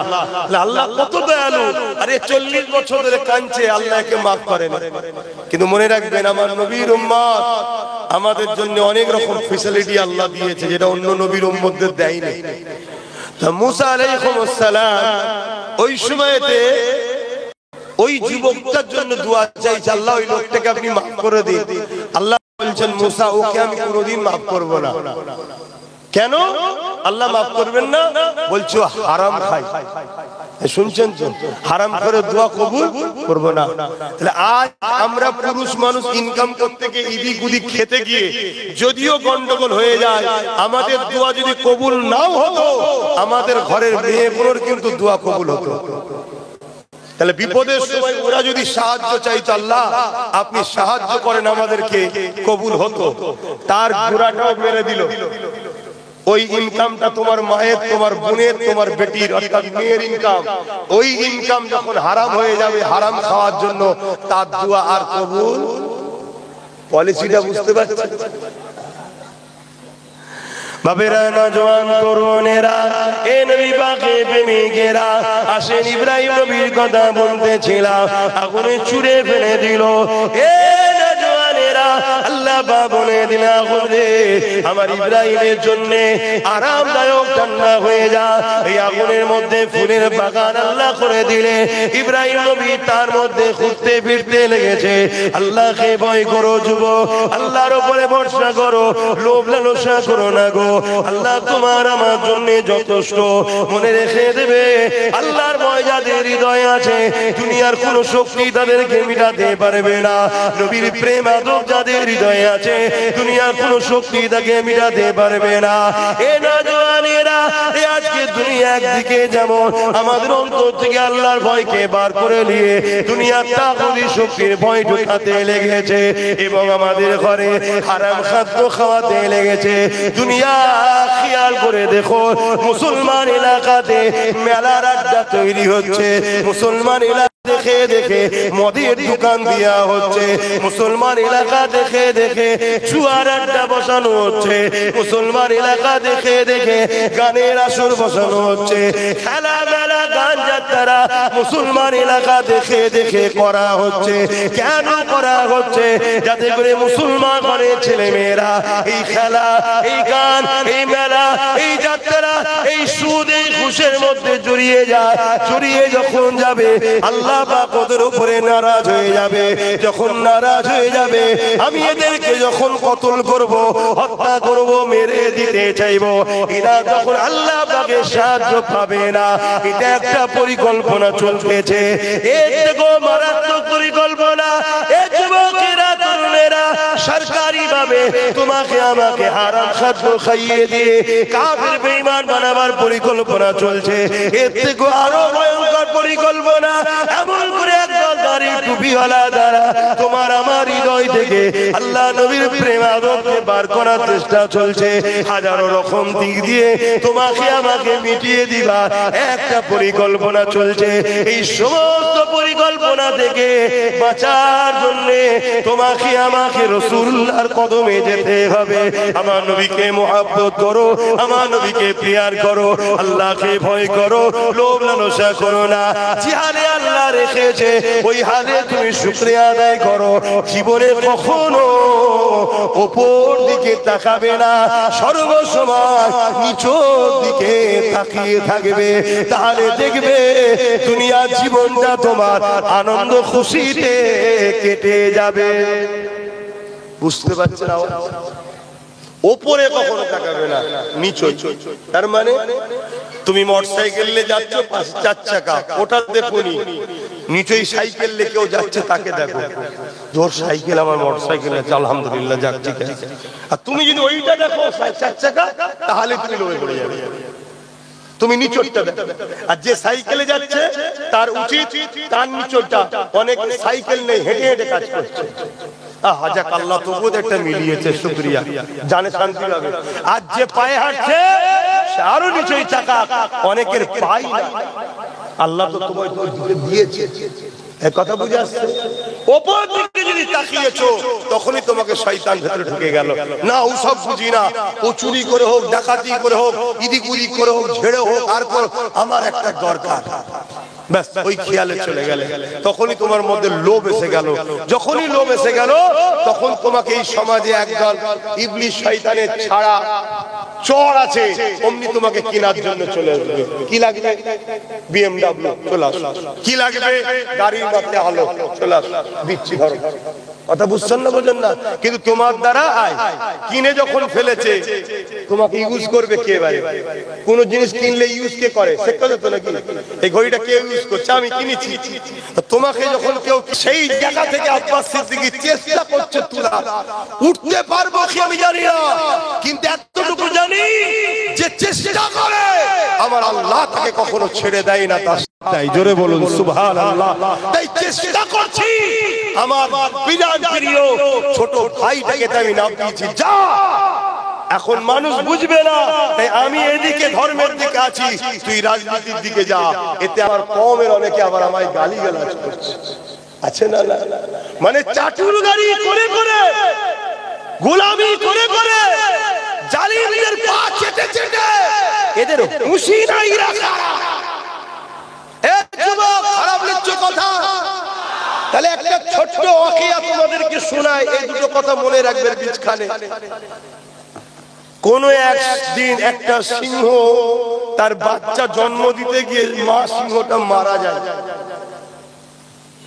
মা সিংহটা মারা যায়। তো এই বাচ্চাটা কোন ক্রমে একটা ছাগলের পালের সঙ্গে ঢুকে যায়। বন্ধের সঙ্গে ছাগলের পালের সঙ্গে ঢুকে যায়। আর এ শুধু সবার গুঁতো খায় আর ভাবে আমার কবে বেরোবে। কে? সিংহ কবে বেরোবে, গুঁতো। এরম গুঁতোচ্ছে। একদিন সিংহটা বিশাল জন একদম হয়ে গেছে, আর ছাগলগুলো বড় বড় হয়েছে। ছাগলের মায়েরা ছাগলকে নিয়ে চড়াতে বেরিয়েছে। ইও তো সবসময় থাকে, ছাগলের বাটে মুখ দিয়ে দুধ খেয়ে বড় হয়েছে। ইও মনে করে এটাই আমার মা, ইও যাচ্ছে। অপরদিকে আরেকটা বড় সিংহ জঙ্গল থেকে বেরিয়ে শিকার করতে এসে দেখছি একটা সিংহ ছাগলের পালে ঘুরছে, আর সব সিংহ ছাগলগুলো ওই সিংহটাকে গুঁতোচ্ছে। ও কিচ্ছু বলছে না। জঙ্গলের সিংহর মাথায় হাত, তো এর জোসনটা ডুবিয়ে ফেললো রে। তো একটা হুঙ্কার দিয়েছে, বাঘের যে হুঙ্কার, সিংহের হুঙ্কার মেরেছে। মারতেই হুঙ্কার মারলে ছাগলগুলো কি করবে? সব ছুটছে। আর এই বাঘটা যে এখন সিংহটা জন হয়ে গেছে কি করছে? ইও ছুটছে। তখন ও অবাক হয়ে গেছে, কি হলো? ইও ছুটছে। তখন ও বুঝতে পেরেছে যে অন্য রহস্য আছে। ছুটে এসে এর সামনে দাঁড়িয়েছে। জন সিংহ এর এত ক্ষমতা, অরিজিনাল যে জঙ্গল থেকে এসেছে ওকেও ফেলে ফেলতে পারে, সবে জন্তু কিন্তু ও কাটাকাটি করছে। তখন বলছে দেখ তোকে আমি খাবো না, আমি তোকে একটা কথা বলছি শুনবি, বল, তোকে আমি ছেড়ে দেবো। কি কথা? চ আমার সাথে পানি খাবি। সারা জীবন পানি খেয়েছে, পাত্রে নিয়ে যাচ্ছে নদীতে। ঘাবড়াবে না, ঘাবড়াবে না, কিন্তু হুঙ্কার দিচ্ছে তো না গেলে কিন্তু পারবো। তো জন সিংহটা যেই পানি খেতে গেছে, আর পানি খাইনি, বড় বড় চোখ বার করে দেখছি যে আমি তো এর থেকেও বিশাল শক্তিশালী, একে যা দেখতে আমি তো সেম। তখন পানি না খেয়ে মাথা চাড়া দিয়ে উঠে আকাশ মুখো হয়ে একটা গর্জন বেড়েছে। দেখেছেন তো সিংহ ডাক? পুরো বন বন জঙ্গল সব কেঁপে গেছে। তখন এই জঙ্গলের যে সিংহটা এসেছে তখন নিজেকে খুশি প্রকাশ করছে, যাক আমি ঘেনার হলাম যে তোর আসল পরিচয়টা কি জানাতে পারলাম, মাফ করবেন। এখানে জঙ্গলের সিংহটা আমি, আর আপনারা ছাগলের পালে পড়ে গেছে। কথা কিছু বুঝছেন না, বোঝেন না? আমি আপনাদের অরিজিনাল যে সিংহ আপনারাও, এটা আপনাদেরকে জানাবার চেষ্টা করছি। যেদিন আপনারা জাগবেন আর একটা গর্জন মারবেন, এই ছাগলের পাল পাল্টা যাবে, দিশেহারা হয়ে যাবে। কবে যে বুঝবেন আপনারা আল্লাহ ভালো জানেন, কবে যে আল্লাহ আপনাদের শক্তি দেবে। জাগে জাগে আপনারা, সুলতানে হিন্দ গরিবে নওয়াজ মঈনুদ্দিন আজমিরের উত্তরসূরি আপনারা। আপনারা কাদের পাচেতে দাঁড়ান, আপনারা কাদের দালালি করছেন, কাদের পিছনে চাটুকারিটা করছেন। আপনাদেরকে ঘুম পড়িয়ে রেখেছে নেশাতে, নারীতে, গানেতে, যাত্রাতে নেশায় রেখেছে। কেন? তারা জানে এ জাতি যদি জেগে যায়, আজকের ফেরাউনদের ঘর নীল নদের ডুবেই মরতে হবে, নমরুদের মতো নশা মশার মাধ্যমে মরতে হবে। এ জাতিকে জাগানো যাবে না। আর যখন জাগাতে এসছি, আমার আজকে কাটিং করা হচ্ছে, করে তোমাদের কাছে ছোড়া হচ্ছে, তুমি আমাকে খারাপ বল। আজকে যখন জাগাতে এসছি, আমার মুখকে কেটেছে, মাথার টুপি কপালে তিলক দিয়ে দিয়েছে। তাহলে বলো, নবী সুন্নতের সামনে তিলক দিচ্ছে, এগুলো কারা করছে? মুনাফিক মুসলমানরা। কারা করছে? এই আমাদের মধ্যে থাকা মুনাফিক, যারা ওদের কাছ থেকে ভাড়া নিয়ে কাজ করছে। আজকে যখন তোমাদেরকে জাগাতে এসেছি, তখন আমাদেরকে বলা হচ্ছে এগুলো হচ্ছে অমুকের বি টিম, বলছে না? বলে কারণ তোমরা যদি জেগে যাও, তোমরা যদি উঠে দাঁড়াও, আচ্ছা আচ্ছা ফেরাউনের ঘুম হারাম হয়ে যাবে। আচ্ছা আচ্ছা ফেরাউনের ঘুম হারাম হয়ে যাবে। কথা বুঝছো তো নাকি? না মনের মধ্যে সেই একটাই কথা, কি করে পারবো, কি করে হবে? হ্যাঁ, এরা মনে হচ্ছে তুমি যদি পারবে বলো, এটাই তো প্রথম চটকাই ভুল। তুমি পারবে বলছি না তো, তোমাকে সাকসেসফুলটা দেবে তো আল্লাহ। তোমাকে তো তাওয়াক্কাল তো আল্লাহ হতে হবে, যে আমি ডায়ে বায়ে সামনে পিছনে বুঝি না, এদিকে গেলে খুশি আল্লাহ, যাব, মরতে হয় মরবো, এই হচ্ছে কথা। এবারে তুমি বেরিয়ে যাও। তোমার যদি আল্লাহ শহীদ কপালে রাখে শহীদ হবে, গাজী কপালে থাকলে গাজী হবে। এই ইয়াকিন, এই বিশ্বাস রেখে তোমাকে ইয়াকিনের উপরে একটা ডিসাইড ফাইসালা করতে হবে। এই যে জমিনটা দেখছো, এখানে যদি আমি চাষ করি, কালকে ভালো ফসল হবে? জোরে বলে, এটা চাষযোগ্য জমি নয় তো, কিন্তু আমি সরে গেলে হবে? আমি যদি চাষ শুরু করে দিই, কালকে ফল হলো না, সামান্য হলো, তারপর আবার যদি চাষ করি, হয়তো ভালো হলো না, আর একটু বেশি হলো, আবার চাষ করি, হয়তো অনেক লস হলো, কিন্তু একটা দিন চেষ্টা যদি চালিয়ে যায়, এ জমিন চাষযোগ্য হবে না? হবে না? তাহলে আজ কবে তুমি ভাবছো হবে, তারপরে বুঝবো? হ্যাঁ, তোমাকে তো নামতে হবে। তোমাকে তো সারা জীবন ভয় দেখিয়ে দেখিয়ে ঘরে ঢুকিয়ে দিল। কেউ বলেছিল গোশ খাওয়া বন্ধ হয়ে যাবে, কেউ বলছে তাড়িয়ে দেবে। এই তো চলছে শুধু, সারা জীবন তো এই শুনলাম। কথা বুঝে আসছে না? কিন্তু আমাকে নামতে হবে। তাতে 1 বছর না হয়, 2 বছর না হয়, 3 বছর না হয়, 10 বছর না হয়, 20 বছর না হয় না হোক, কিন্তু জমিন চাষযোগ্য হবে। আমার বাচ্চা কোনো বুঝা বুঝা ধান গোলাই তুলবে, ঠিক না বে ঠিক? এর জন্য প্রস্তুতের দরকার আছে না? এমনি আব্বাস সিদ্দিকী নামে না, এমনি তার ভাইটাকে নামাইনি। এর জন্য অনেক গাল খেতে হচ্ছে। ঘরের লোক গাল দিচ্ছে, বাইরের লোক গাল দিচ্ছে, সবাই মিলে গাল দিচ্ছে। তারপরেও কিন্তু নিজের জায়গা থেকে সরে গেছি, দেখেছে কেন? আমার ভরসা আল্লাহর উপরে, আমার ভরসা রাসূলুল্লাহর উপরে, আমার বিশ্বাস, আমার নিয়ত এখানকার খবর কেউ না জানো, আল্লাহ ও রাসূল জানে যে আমি কাউকে লুটার জন্য করছি না, আমি গরিব আল্লাহর বান্দা বান্দীদের বাঁচাবার জন্য করছি। আমার কওম সহ অন্য ধর্মের গরিব মানুষকে বাঁচাবার জন্য চেষ্টা করছি, যেটা আমার নবীর সুন্নাত। জোরে বলুন সুবহানাল্লাহ। আমার নবী কি শুধু মুসলমানদের জন্য কথা বলেছেন? আহারে, আমার নবী যখন এসে কথা বলে জালিমদের বিরুদ্ধে, তখন মুসলমান ছিল কোথায়? এই নারীদেরকে জ্যান্ত পুঁতে দিস না, নবী যাদেরকে বলেছিল তারা কি মুসলমান ছিল নাকি? না, মুসলমানের নারীদের জন্য বলেছিল? ভালো করে বোঝেন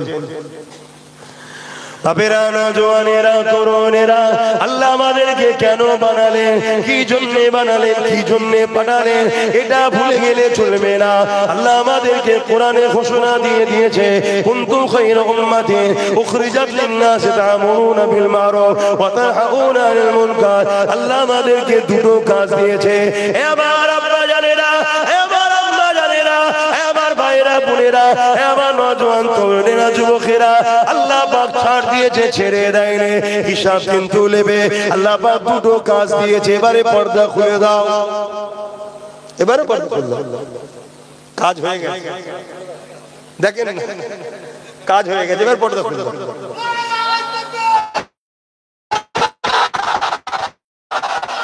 হ্যাঁ,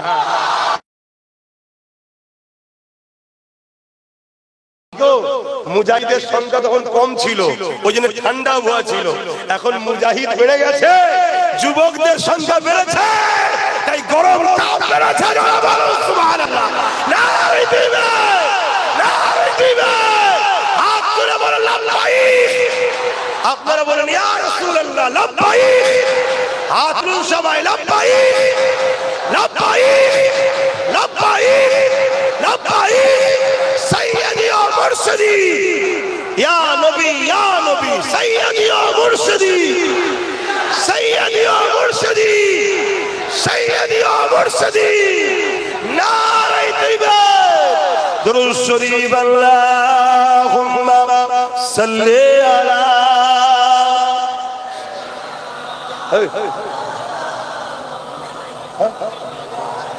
আচ্ছা,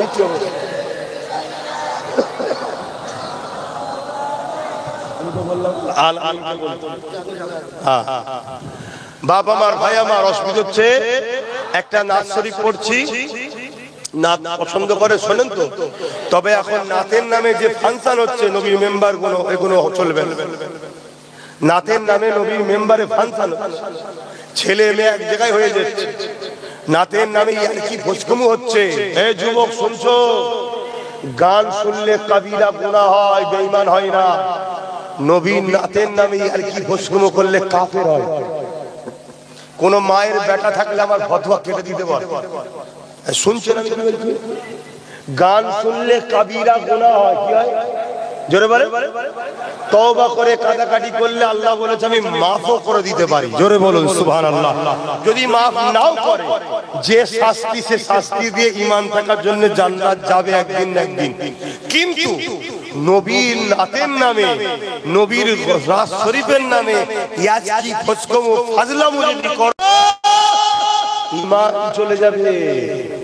আমার নবী জাতা জিনিস নয়। ওই নবী পাকের নামের যে মিম অক্ষর আছে না, এই মিম অক্ষরকে যদি একদিকে রাখা হয়, পুরো দুনিয়াকে যদি আরেকদিকে রাখা হয়, মিম অক্ষরটার ভারী বেশি হবে। জোরে বলুন সুবহানাল্লাহ। কথা কিছু ঢুকছে মাথায়? আদবের, প্রেমের, মর্যাদার, সম্মানের, দামের কথা বুঝে আসছে। সেই নবীলেই আর কি করলে হবে না, নাত করো না, নাত ভালো জিনিস তো, কিন্তু এর বীজখানে আর একটা কাজ আছে, ওটা একটু আপনাদের করতে হবে, করবেন না? এই জলসাটা হলো, দুটো কথা এসে বললাম, শুনছেন তো? ভুল করছি? আপনাদের জাগান কি অন্যায় করছি? যুবক জাগো, আগামী দিন তোমার সামনে তোমার মা বোন বেটির রেপ হয়ে যাবে, তুমি কিছু করতে পারবে না। একদম স্পষ্ট কথা আমি বলা ছেলে, কোন লুকোচুরি করা মুখে কথা এটকে বলা ছেলে আমি নয়, হাকিকাত বলছি, হাকিকাত বলছি, যেটা প্যালেস্টাইন বাসীর সঙ্গে ঘটেছে, আগামী দিন তোমাদের সাথে ঘটবে। শুনছো তো যুবক? যদি না জাগো আর জেগে যাও, জেগে যাও, আল্লাহ রসুলের হয়ে যাও শুধু, ব্যাস, তোমাদের কেউ কিচ্ছু করতে পারবে না। কথা মাথায় ঢুকছে? এ বিশ্বাস আল্লাহর উপরে আছে তো? হয়ে যাও, আল্লাহ হয়ে যাও, নবীর হয়ে যাও, এটা মাথায় রাখো। আমার ভাইগুলো যাচ্ছে, পকেটে হাত দাও, যার যা খুশি শরীক হয়ে যাও। দরুদ শরীফ আল্লাহুম্মা সাল্লি আলা, নাক বন্ধ হয়ে যাচ্ছে।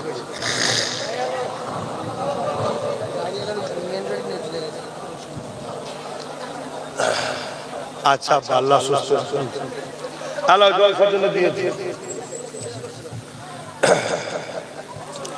বেশি কথা নয়, আগে চলে যাও,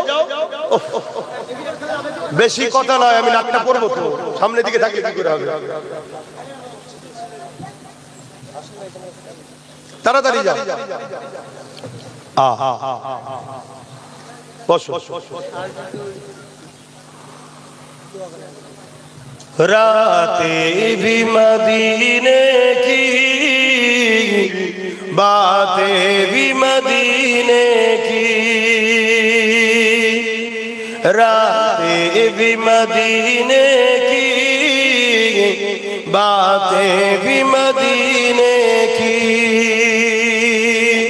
जीने में जीना है क्या बात है जीने की, अरसा हो तैबा की जिस गलियों से गुजरे, अरसा हो तैबा की जिस गलियों से गुजरे, इस वक्त भी गलियों से खुशबू है पसीने की। आरो जोरे बोले, আমরা কি নবী পেয়েছি, এ যুবক, ইনি হলেন আমাদের নেতা। এসব কি, কাদের পিছনে ঘুরিস তোরা ভাই আমার? ইনি হলেন আমাদের নেতা। 1450 বছর আগে যে রাস্তা, যে গলি, যেখানে যেখানে মক্কা মদিনা তায়েফের ঘুরেছে, আজও সে জায়গায় তুমি চলে যাও, আমার রাসূলুল্লাহর শরীরের পাসিনা ঘামের খুশবু এখনো পাওয়া যায়। জোরে বলুন সুবহানাল্লাহ, আরো জোরে বলুন সুবহানাল্লাহ। আল্লাহ আল্লাহ, ইয়া রাসূলুল্লাহ, ইনাকে লিডার বলে মানে, নেতা আমাদের একটা, কে? আব্বাস সিদ্দিকী? না না, এ আব্বাস সিদ্দিকী। আব্বাস সিদ্দিকী যদি তোমাকে মুহাম্মদ রাসূলের দিকে জোড়ে, তাহলে আব্বাস সিদ্দিকী জিন্দাবাদ, আর নচেত ভালো বংশের ছেলে হিসাবে বিয়া বিয়ে করতে যাবেন না, দূরে সরে যাবেন। কিন্তু যে রাসূলের সঙ্গে জুড়বে না, সে যেই হোক, মুফতি হোক, মাওলানা হোক, মুহাদ্দিস হোক, ফকিহ হোক, যেই হোক, তার সাথে আমাদের কোনো সম্পর্ক হওয়া উচিত নয়। এটা হবে ঈমানদারদের মিশন একটাই, কেন আমরা নবীর সাথে জুড়ব।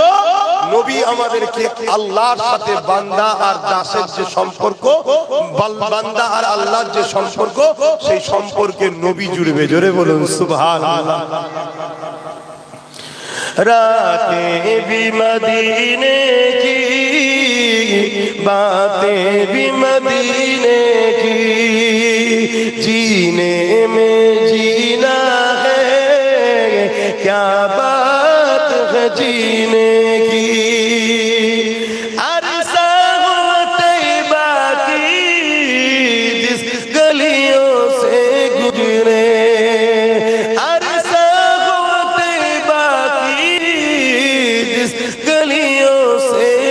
गुजरे इस वक्त भी गलियों से खुशबू है पसीने की, रातें भी मदीने की, बातें भी मदीने की, जीने में जीना है क्या बात है जीने की। वो अपने निगाहों से मस्ताना बनाते हैं, अरो जोरे, वो अपने निगाहों से दीवाना बनाते हैं, मत भी नहीं पीने की। কথা বললাম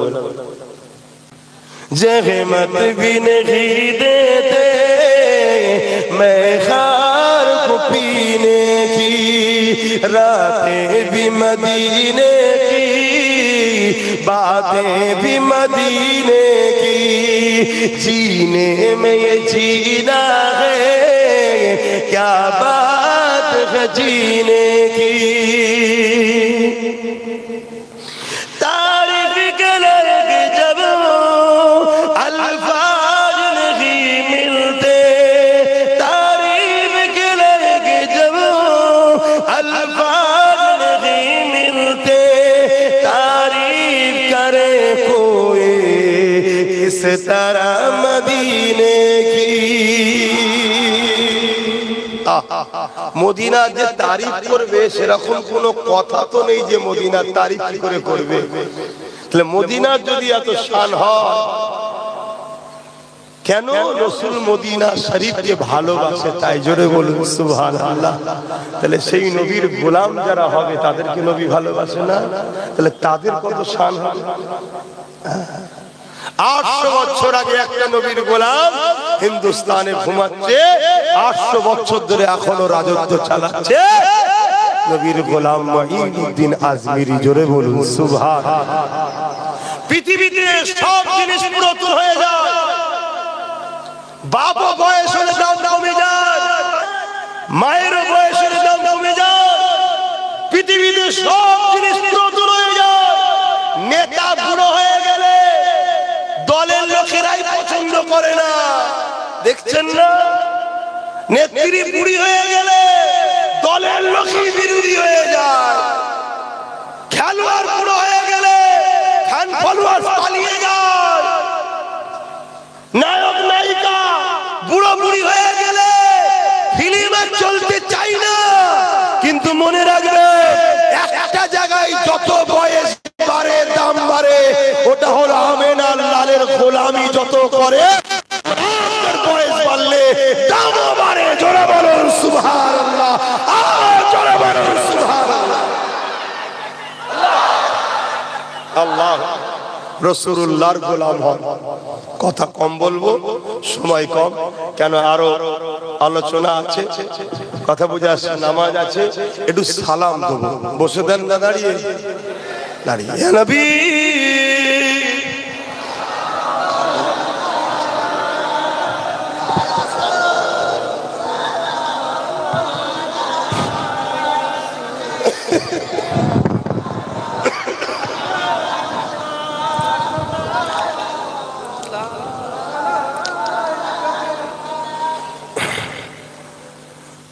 আমি একটা কথা সব জায়গায় আলোচনা করি, আজকেও এখানে একটু করতে চাইছি।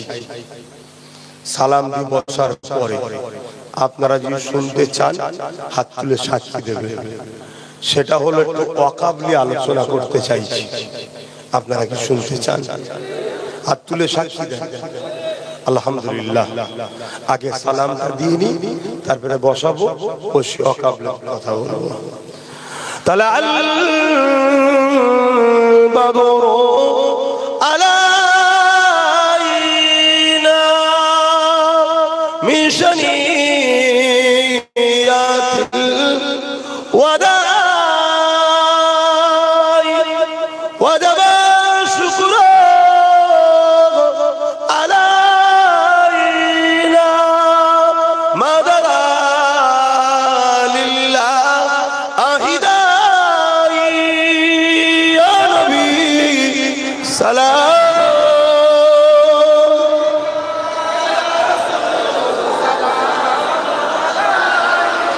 ইয়া হাবিব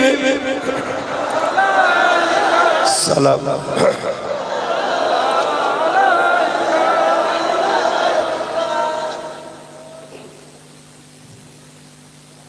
কই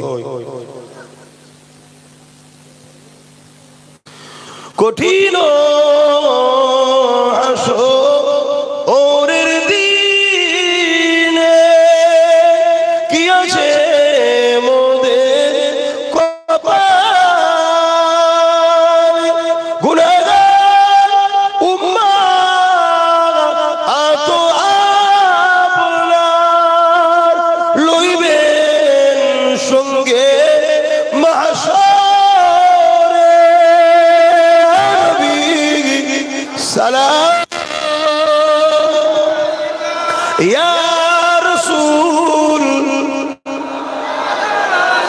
ইয়া হাবিব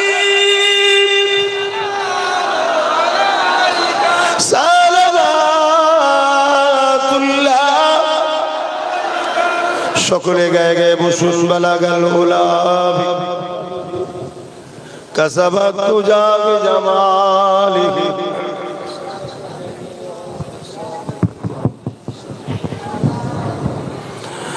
যাদের হৃদয়ে আছে আল্লাহর ভয়, তারা কবু নবী ভুলে যায় না।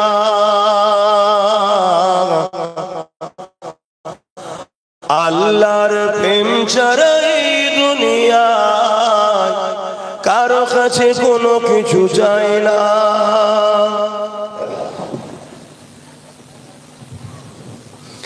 যাদের হৃদয়ে আছে আল্লাহর ভয়, তারা কবু নবী ভুলে যায় না।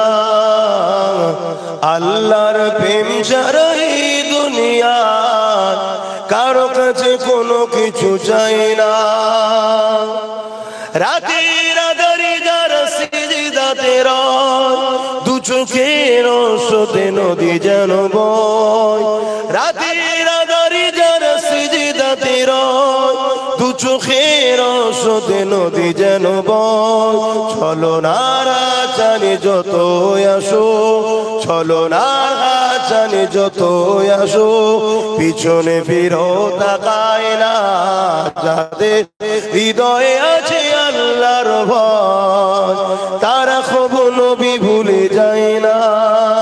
আল্লাহর প্রেম ছাড়া এই দুনিয়ায় কারো কাছে কোনো কিছু চায় না।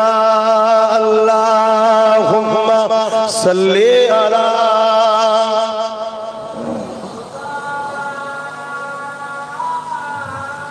اللهم صل على سيدنا وعلى آله وسلم.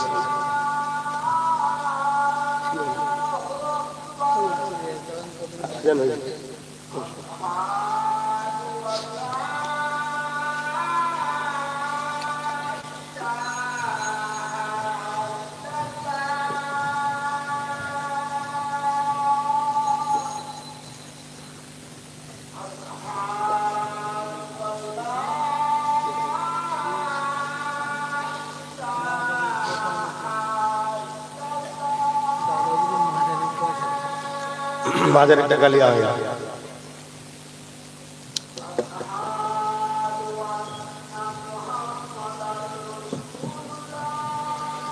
সাল্লাল্লাহু আলাইহি ওয়াসাল্লাম।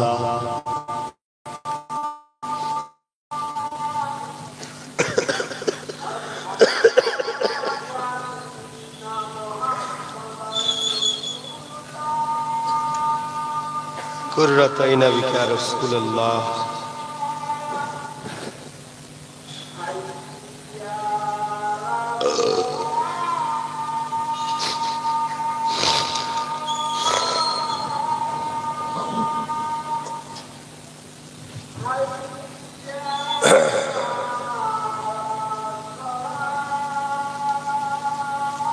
লা হাওলা ওয়ালা কুওয়াতা ইল্লা বিল্লাহ।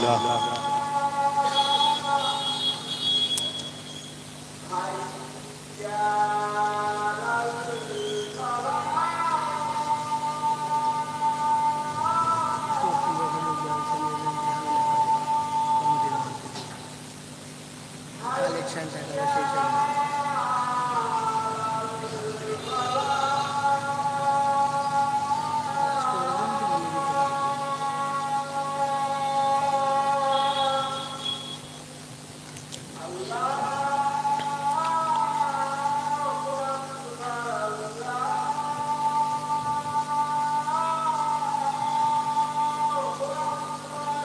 আল্লাহু আকবার, আল্লাহ।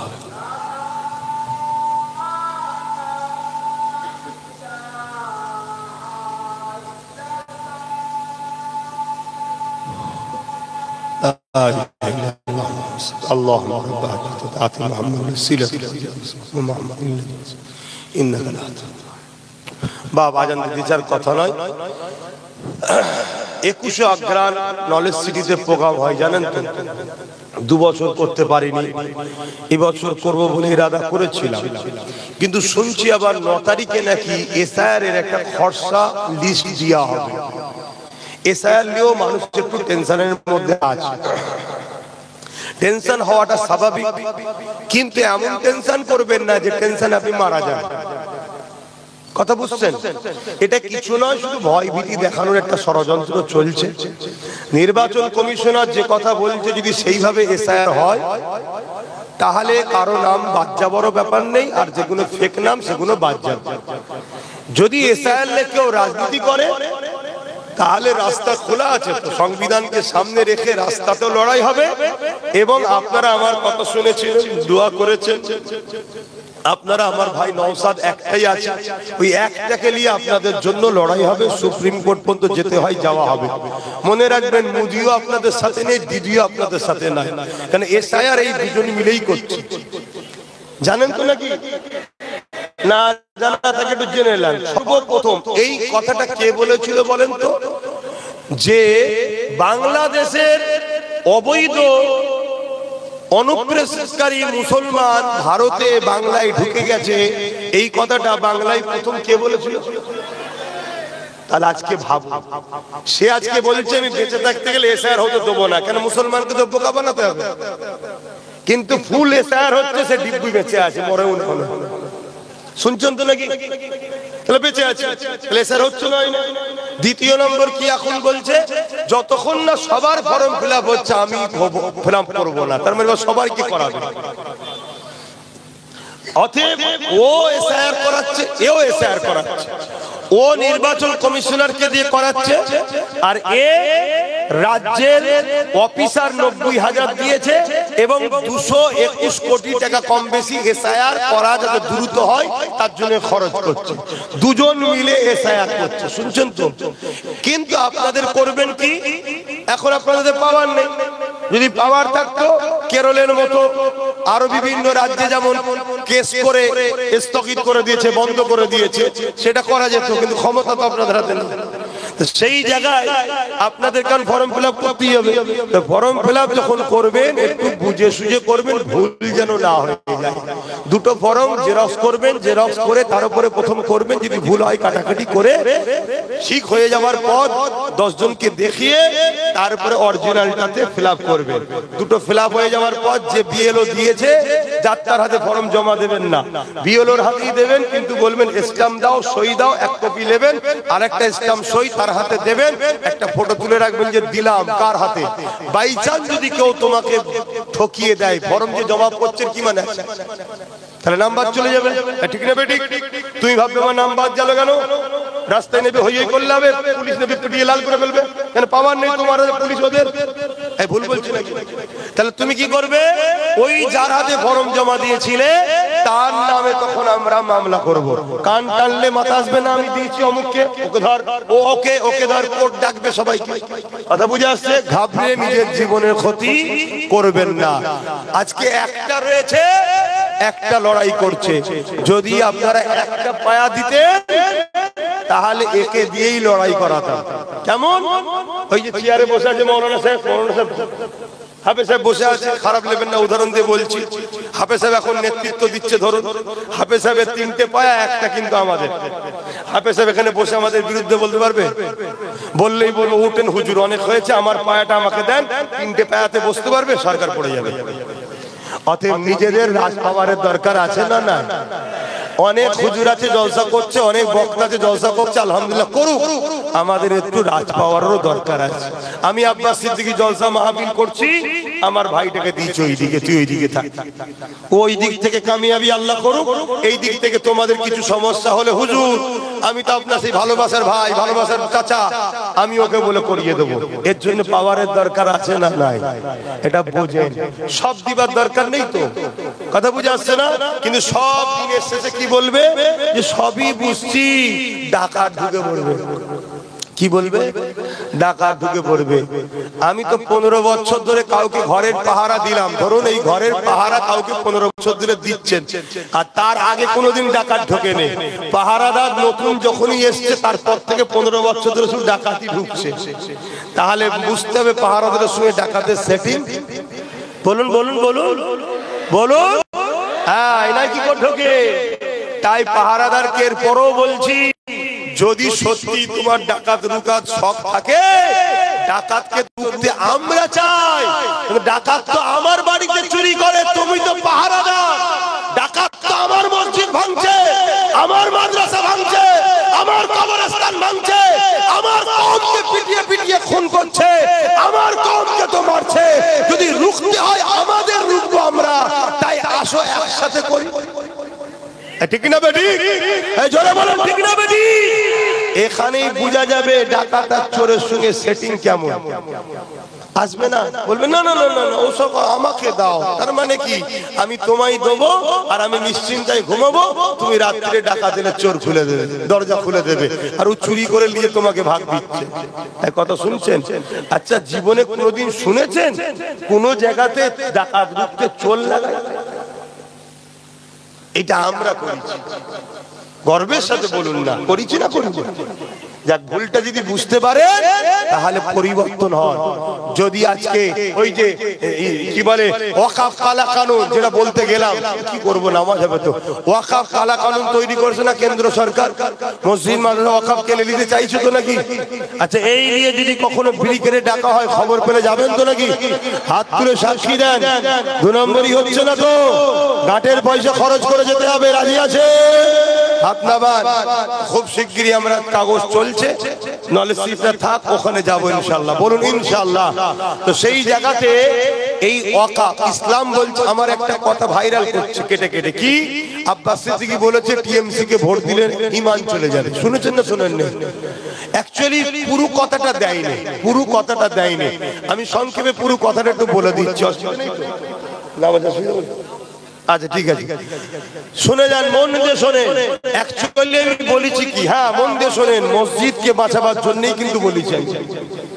কি বলেছি? আল্লাহ রসুল বলছে অন্যায় দেখলে হাত দিয়ে রাখো। একটু উত্তর দেবেন, অন্যায় দেখলে কে বলছে? আমার নবী। নবীর কথা অস্বীকার করলে ঈমান থাকবে? আল্লাহ নবী বলছে অন্যায় দেখলে হাত দিয়ে রাখো। যদি হাতে রুখতে না পারো মুখ দিয়ে প্রতিবাদ করো, যদি মুখে প্রতিবাদ করতে না পারো অন্তর থেকে ঘৃণা করো। অন্তর থেকে ঘৃণা করার পরেই নবী বলছে অন্তর থেকে ঘৃণা করাটা হলো সব থেকে দুর্বল ঈমান। মানে ঈমান আছে কিন্তু দুর্বল। এ ক্যাটাগরির ঈমান কি? হাত দিয়ে রুকা। বি ক্যাটাগরির ঈমান কি? মুখ দিয়ে প্রতিবাদ করা। একেবারে শেষ স্তরের ঈমান কি? অন্তর থেকে ঘৃণা করা। এরও ঈমান আছে কিন্তু দুর্বল। কিন্তু কেউ ওয়াকাফ কালা কানুন, কেন্দ্রের জালিম সরকার ক্ষমতার জোরে মসজিদ মাদ্রাসা কবরস্থান ঈদগাহ খানকাকে মিটিয়ে দিতে চাইবে। কেউ হাত দিয়ে রুখলো না, মুখ দিয়ে প্রতিবাদ করতে হবে। মুখ দিয়ে প্রতিবাদ করলো না, অন্তর থেকে তো ঘৃণা করতে হবে। তা না করে আজকে যদি মুখে দাড়ি রেখে মাথায় টুপি দিয়ে ধারী মুসলমান গেরুয়া রং মেখে আজকে রাস্তাঘাটে দেখছেন না দেখেন না, এরা যারা বিজেপিকে ভোট দিচ্ছে এদের ঈমান থাকতে পারে না, পারে না, পারে না। এতে একমত করা, হাত তুলে দেখান। একমত তো নাকি? এই তো রাসূলুল্লাহর কথা। কেন তুই ভোট দিচ্ছিস ওকে? তার মানে যাতে ও যেতে শক্তিশালী হয়, আরো মসজিদ মাদ্রাসা ভাঙে। যে মসজিদ মাদ্রাসা ভাঙে তার ঈমান থাকে। এক কথা বুঝছেন না বুঝেন না? তাহলে এই কথাটা বলা কি আব্বাস সিদ্দিকীর অপরাধ? এই কথা বলার পরে আমি বলেছি, দেখো ভাই, প্রকাশ্য দুশ্মনকে তো চিনা যায়, বন্ধু সেজে দুশ্মন কিন্তু আরো খাতারনাক। বিজেপি হলো আমাদের প্রকাশ্য দুশ্মন, তাই তো নাকি? আর রাজ্য সরকার কি বলছে? এরপর আমি বলি যে রাজ্য সরকার কি বলছে, ওয়াকাফ আন্দোলন এখানে করলে হবে না, দিল্লি গিয়ে করো।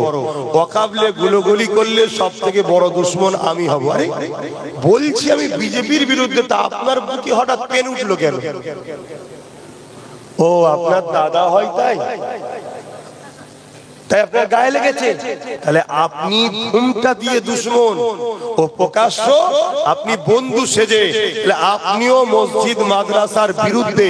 তাহলে বলুন, মসজিদ ভাঙবে কেন্দ্র সরকার আর আমরা রুখতে যাব, এ বলবে রুকা যাবে না। আর এরও বিরুদ্ধে হাত দিয়ে লড়াইয়ের দরকার আছে না? না, আওয়াজ দিয়ে বলবে, মুখ দিয়ে প্রতিবাদের দরকার আছে না? নাই। যদি হাত দিয়ে মুখ দিয়ে প্রতিবাদ করতে না পারি, কমসে কম অন্তর থেকে ঘৃণা করে দূরে সরে যাওয়া দরকার আছে না? নাই। এরপরও তা না করে কোন মুসলমান যদি একে ভোট দিয়ে জিতিয়ে শক্তিশালী করে, তার মানে এই বাংলায় কেউ মসজিদের হয়ে কথা বলবে আর এ তাদেরকে জেলে ভরবে, এই মাদ্রাসায় ওয়াকাফের হয়ে কথা বলবে, এ তাদেরকে কেস দেবে, পুলিশ দিয়ে পিটবে। এই কাজ যে মুসলমান করবে, ওই মুসলমানের ঈমান থাকতে পারে না, পারে না, পারে না। কেন? রাসূলুল্লাহর হাদিস, মিশকা শরীফের হাদিস, মন দিয়ে শুনে রাখো। দাও যুবক আমার, নামাজ পড়ো, ৭২ দল জাহান্নামে যাবে। নবী এমনি বলেন, রোজা রেখো, ৭২ দল জাহান্নামে যাবে, এমনি বলেন। শরীয়তকে বুঝতে হবে। নবী বললেন, যদি কেউ জালিম জানার পরও, কেউ জুলুম করছে, কেউ জালিম, কেউ অত্যাচারী জানার পরও তুমি যদি তার সাথ দাও, তাকে সহযোগিতা করো, তাকে শক্তিশালী করো, তাহলে মনে রেখে দিও তুমি ইসলাম থেকে বেরিয়ে যাবে। তাহলে বলো, কেন্দ্র সরকার জালিমকে প্রকাশ্য জানি, তার যদি কেউ সাথ দেয় ইসলামে থাকবে? তাকে কেউ যদি ভোট দেয় ইসলামে থাকবে? তাহলে রাজ্য সরকার জুলুম করছে না, করে না? দুর্গাপুরে বোলডুজার দিয়ে মাদ্রাসা ভেঙেছে না, ভাঙেনি? বলো, কোরআন শেষ হয়ে যাবে, আমার উন্নতি শেষ হবে, যে বলবে, বলেছে না বলেনি? এটা নাই বলেছে না অন্যায়? অন্যায়কে হাত দিয়ে রুকা দরকার আছে না? নাই। যদি হাতে ক্ষমতা না থাকে, মুখ দিয়ে প্রতিবাদের দরকার আছে না? নাই। মুখ যদি না পারো, অন্তর থেকে ঘৃণার দরকার আছে না? নাই। তা না করে তুমি তাকে আবার বুদাম দিবে, জিতাচ্ছ, শক্তিশালী করছো, আরো কোরআনের বিরুদ্ধে কথা বলো, তোমার ঈমান আছে? এই কথাটা আব্বাস সিদ্দিকী বলা কি ভুল করেছি? এবারে এইটাকে কেটেছে, কিন্তু এরপরে আরো একটা কথা বলেছি, ওটা বলেন। এরপরে কি বলেছি? এরপরে বলেছি, যদি রাজ্য সরকারকে তোমরা গিয়ে বুঝাও যে এটা আপনি বলা ভুল করে ফেলেছেন, আপনি ক্ষমা চেয়ে এলেন, যদি এ ক্ষমা চেয়ে এলেন, তাহলে আলাদা বিষয়। এক কথা বুঝছেন না বুঝেন না? ক্ষমা যদি চেয়ে এলেন, আলাদা বিষয়। কিন্তু ক্ষমা চাওয়ার পরে যদি বলে বিজেপিকে রুখতে হবে, আমায় সাথ দে, তখন একটাই কথা বলবো, বিজেপি মারবে কাদের? মুসলমানদের, তাই তো নাকি? তাহলে আমাদেরকে পার্টনারে নিতে হবে। এই কথা হ্যাঁ কি না? জোরে বলো। তো মারবে যখন আমাদের ঘরে, তাহলে আমরা কি হচ্ছে না হচ্ছে ওর ভেতরে যদি না থাকি, তোমরা দুজন সেটিং করে নিয়ে আমি ঘুমাবো, ঘরে তালা মেরে আগুন ধরিয়ে দিতে কতক্ষণ দেরি? কেন? তোমাকে আমি দেখেছি আনিস খানের বেলায় যাওনি, আবু সিদ্দিকের বেলায় যাওনি, তামান্না ছোট্ট বোনটা বোমে মরে গেল, যাওনি। যেই বিজেপির খগেন মুর্মু মার খেয়েছে, তুমি অমনি চলে গেছো, আমার ভাই মরে যাচ্ছে রে, একটু দেখে এসেছিস। কথা কি ভুল বললাম না? আব্বাসের উপর রাগ হচ্ছে মনে মনে? ও ভালো করে বোঝো। তাহলে বলো, এরপরে আরেকটা কথা বলেছি, কি বললাম? যদি ক্ষমা চেয়ে নেয়, তাহলে আলাদা কথাই বলতে যাব না, শুধু ওর বিরুদ্ধে বলবো, কেন? আমার ধর্মের উপর আঘাত দেবে, তাই তো নাকি? এরা কি করেছে? এটাকে কেটেছে, কেটে কোন একজন বুজুর্গ প্রবীণ আলেমের সঙ্গে এটাকে জুড়েছে। সেই বুজুর্গ আলেম বলছে একে নাকি ভোট দেওয়া যাবে, কথা বললেন? আর আমার সঙ্গে জুড়েছে, জুড়ে বলছে কাটটা মানবো। কত বড় মুনাফিকি করছে দেখ। আচ্ছা, ওই বুজুর্গ উলামা কবে বলেছে? যখন ইনি বলেছিল কোরআন শেষ হয়ে যাবে, তখন বলেছে? না তার 10 বছর আগে? এক কথা বলেন। হ্যাঁ অনেক আগে। তখন এর মুখোশটা ছিল, এখন তো মুখ বেরোচ্ছে। তখন সামনে ছিল 10,000 মাদ্রাসা, ফুরফুরাই রেল, উন্নয়ন পরিষদ, ডবল ডবল চাকরি ছিল না? ছিল না। আর এখন কি বেরোচ্ছে? মন্দির করিয়ে প্রসাদ খাইয়ে মুসলমানদের কাফের বানাচ্ছে রেশনের মাধ্যম দিয়ে। তাহলে এই সরকার আমাদের কাফের বানাবার এজেন্ট দিয়েছে না লাইনে? জোরে বলো। সরকারের কাজ এটা, রেশনের মাধ্যম দিয়ে মুসলমানদের প্রসাদ খাইয়ে ঈমান নষ্ট করা। এখানে আলেম উলামা আছে বা যে কোনো জায়গায় সরকারের তো অনেক পুষা আলেম আছে, তাদের কাছে চ্যালেঞ্জ দিচ্ছি, ফতোয়া দিই যে প্রসাদ খাওয়া যায়। এক কথা বুঝছেন না, বোঝেন না? তাহলে এখন মুখ বেরোচ্ছে না বেরোয়নি? এখন কি বুজুর্গ উলামাটা বলেছে জায়েজ? এক কথা বুঝছেন না, বোঝেন না? আরো একটা কথা বলে যাচ্ছি। আচ্ছা বলুন, এনাকে কেউ যদি মুজাদ্দেদ বলে মানে, কেউ ঘোষণা দিল মাইকে ইনি মুজাদ্দেদ, শুনবেন মন দিয়ে, কথাটা বুঝবেন। ইনিও চুপ করে রয়েছে, আর আপনারাও সবাই এরপরও এর সাথে বন্ধুত্ব সম্পর্ক রেখেছেন। তার মানে মুজাদ্দেদ বলে মানছেন না মানেন না? কথা বলো। বিয়ে শাদী হয়েছে তো নাকি? কবুল কবুল বলার সময় চুপ থাকলে কি বলে?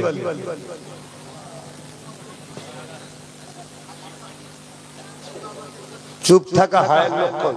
কাঁদলে সমস্যা হয়ে যায় রে বুকা, ফতোয়া জানে না। চুপ থাকা হায়ের লক্ষণ। লজ্জায় বলতে পারে না, দাদি বলবো ঠিক আছে, এ চুপ করে আছে। আর আপনারাও আমি মুজাদ্দেদ বলেছি আমার বিরোধী না করে এর সাথেই আছেন, তাহলে আপনারাও মুজাদ্দেদ বলে মানলেন না মানলেন না? আচ্ছা কেউ যদি কাউকে আল্লাহ বলে আর সে যদি চুপ করে থাকে আর আপনারা যদি তার সাথ দেন, তাহলে ফতোয়াটা কোথায় যাচ্ছে? হাওড়া জেলার নির্মল মাঝি মমতাকে আল্লাহ বলেছে। এরা রাজনীতির নামে আমার ধর্মটাকে কি করছে? এলিয়ে জায়গা দরকার আছে না নাই? এই বাংলায় কেউ একজন বলেছিল মাদ্রাসায় জঙ্গি তৈরি হয়, আমরা প্রমাণ করে দিয়েছিলাম মুহাম্মদ রাসূলের গোলামরা গরিব হতে পারে, মুহাম্মদ রাসূলের গোলামরা তোমাদের পিছনে ঘুরতে পারে, মুহাম্মদ রাসূলের গোলামরা অভাব অনটনের জন্য তোমার কাছে হাত পাততে পারে, কিন্তু বেঈমানেরা এটা মনে করুনি তোমরা বলবে মাদ্রাসায় জঙ্গি তৈরি হয়, তারপরেও তোমাদেরকে মেনে নেব। এটা কিন্তু মেনে লাইনে মুহাম্মদের গোলামরা। আমরা প্রমাণ করে দিয়েছিলাম মাদ্রাসায় জঙ্গি তৈরি যখন হয় বাচ্চারা তোদেরকে ভোট দেবে না। আমরা সেদিন প্রমাণ তাকে দিয়েছি না দিইনি? জোরে বলো দিয়েছি না দিইনি? আজকে কেউ যদি বলে আল্লাহ অর্থাৎ নির্মল মমতাকে বলবে আল্লাহ, মমতা বলবে কোরআন, এরপরও মুহাম্মাদের গোলামরা আমাদের আল্লাহর পক্ষ থেকে পরীক্ষা দিন এসেছে, আমাদেরকে দেখাতে হবে আমরা কোনো বিজেপি বুঝি না, কোনো বুঝি না। আমরা পৃথিবীতে সবার সঙ্গে লড়তে রাজি আছি, জান দিতেও রাজি আছি। আল্লাহ নবীর বিরুদ্ধে যে যাবে লড়াই করে বেঁচে থাকতে রাজি নয়, তাকে আমরা তালাক দিতে রাজি আছি। হাত তুলে দেখো, হাত লম্বা করে বলো রাজি আছে। এরপরও আজকে বলে যাচ্ছি যদি ক্ষমা চেয়ে এলাই, যদি ক্ষমা চেয়ে এলাই আমি এ কথা আর বলবো না। শুনছেন তো নাকি? আর ক্ষমা যদি না চাই আমি একবার নয় 1000 বার বলবো। কোন মুসলমান আপনার অসুবিধা আছে, অসুবিধা আছে, যদি এই কথাতে কোনো মুসলমানের অসুবিধা হয় আমি ওই মুসলমানের জন্য একটা ডাউটফুল কথা বলে যাচ্ছি। ডাউট হচ্ছে, ডাউট কি? আপনি তো আমাদের জমিনে এসেছেন ঠিকই, চাষ অন্য কেউ করেছে। কথা কিছু বুঝলেন না, বোঝেন না? কেন মুসলমানের বাচ্চা মুসলমানের খুন সব করতে পারে, নবীর বিরুদ্ধে আল্লাহর বিরুদ্ধে কোরআনের বিরুদ্ধে যে হবে তার সাথে কখনো গলা মিলাতে পারে না। হিন্দু আমার ভাই, দলিত আমার ভাই, আদিবাসী আমার ভাই, সাঁওতাল আমার ভাই, সবার সঙ্গে উঠবো মিশবো, কারবার করবো, দল করবো, রাজনীতি করবো, সব করবো ততক্ষণ পর্যন্ত যতক্ষণ তুমি আমার ধর্মে আঘাত দেবে না। শুনছেন তো? ঠিক এইটা তো তারাও মানে নাকি? আপনি যদি কোনো হিন্দু ভাইদের ধর্মে আঘাত দেয় আপনার সঙ্গে সে মিশবে? তার কাছে তারটা প্রিয়, আমারটা আমার কাছে প্রিয়। তাহলে তুমি রাজনীতি করতেছো, মানুষের রুজি রুটি চাকরির কথা বলো কেন? তুমি বলতে গেলে ধর্ম যার যার উৎসব সব। এই উৎসব সবার। এই নিয়ে কোন আলেম ওলামা কেউ প্রতিবাদ করে শুনেছেন কখনো? কিন্তু এর পরও আমি বলছি সবার সাবজেক্ট হয়তো এক নাও।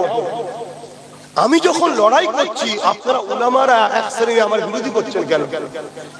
আপনাদের তো উচিত আব্বাস সিদ্দিকী যেটা বলছে তার জায়গায় দাঁড়িয়ে ঠিকই বলছে, বাপ সে ঠিক, এটা তো বলা দরকার নাকি? আজকে এই যুবক ছেলেরা যদি একবারের জন্য মেনে নেয় ধর্ম যার যার উৎসব সবার সঙ্গে সঙ্গে কেন উৎসবের সেরেক আছে, শুনছেন তো নাকি? সেরেককে বিশ্বাস করা যায়? তাহলে মুশরিক হয়ে যাবে। তাহলে কিভাবে আমাদেরকে কাফের মুশরিক বানাতে এরা চাইছে দেখছেন? রাজ ক্ষমতার জোরে। যাক আমি কথা শেষ করলাম। আল্লাহুম্মা আমিন। আল্লাহ হাবিবের খাতিরে রহমত করে দয়া করেন। আল্লাহ ছোট্ট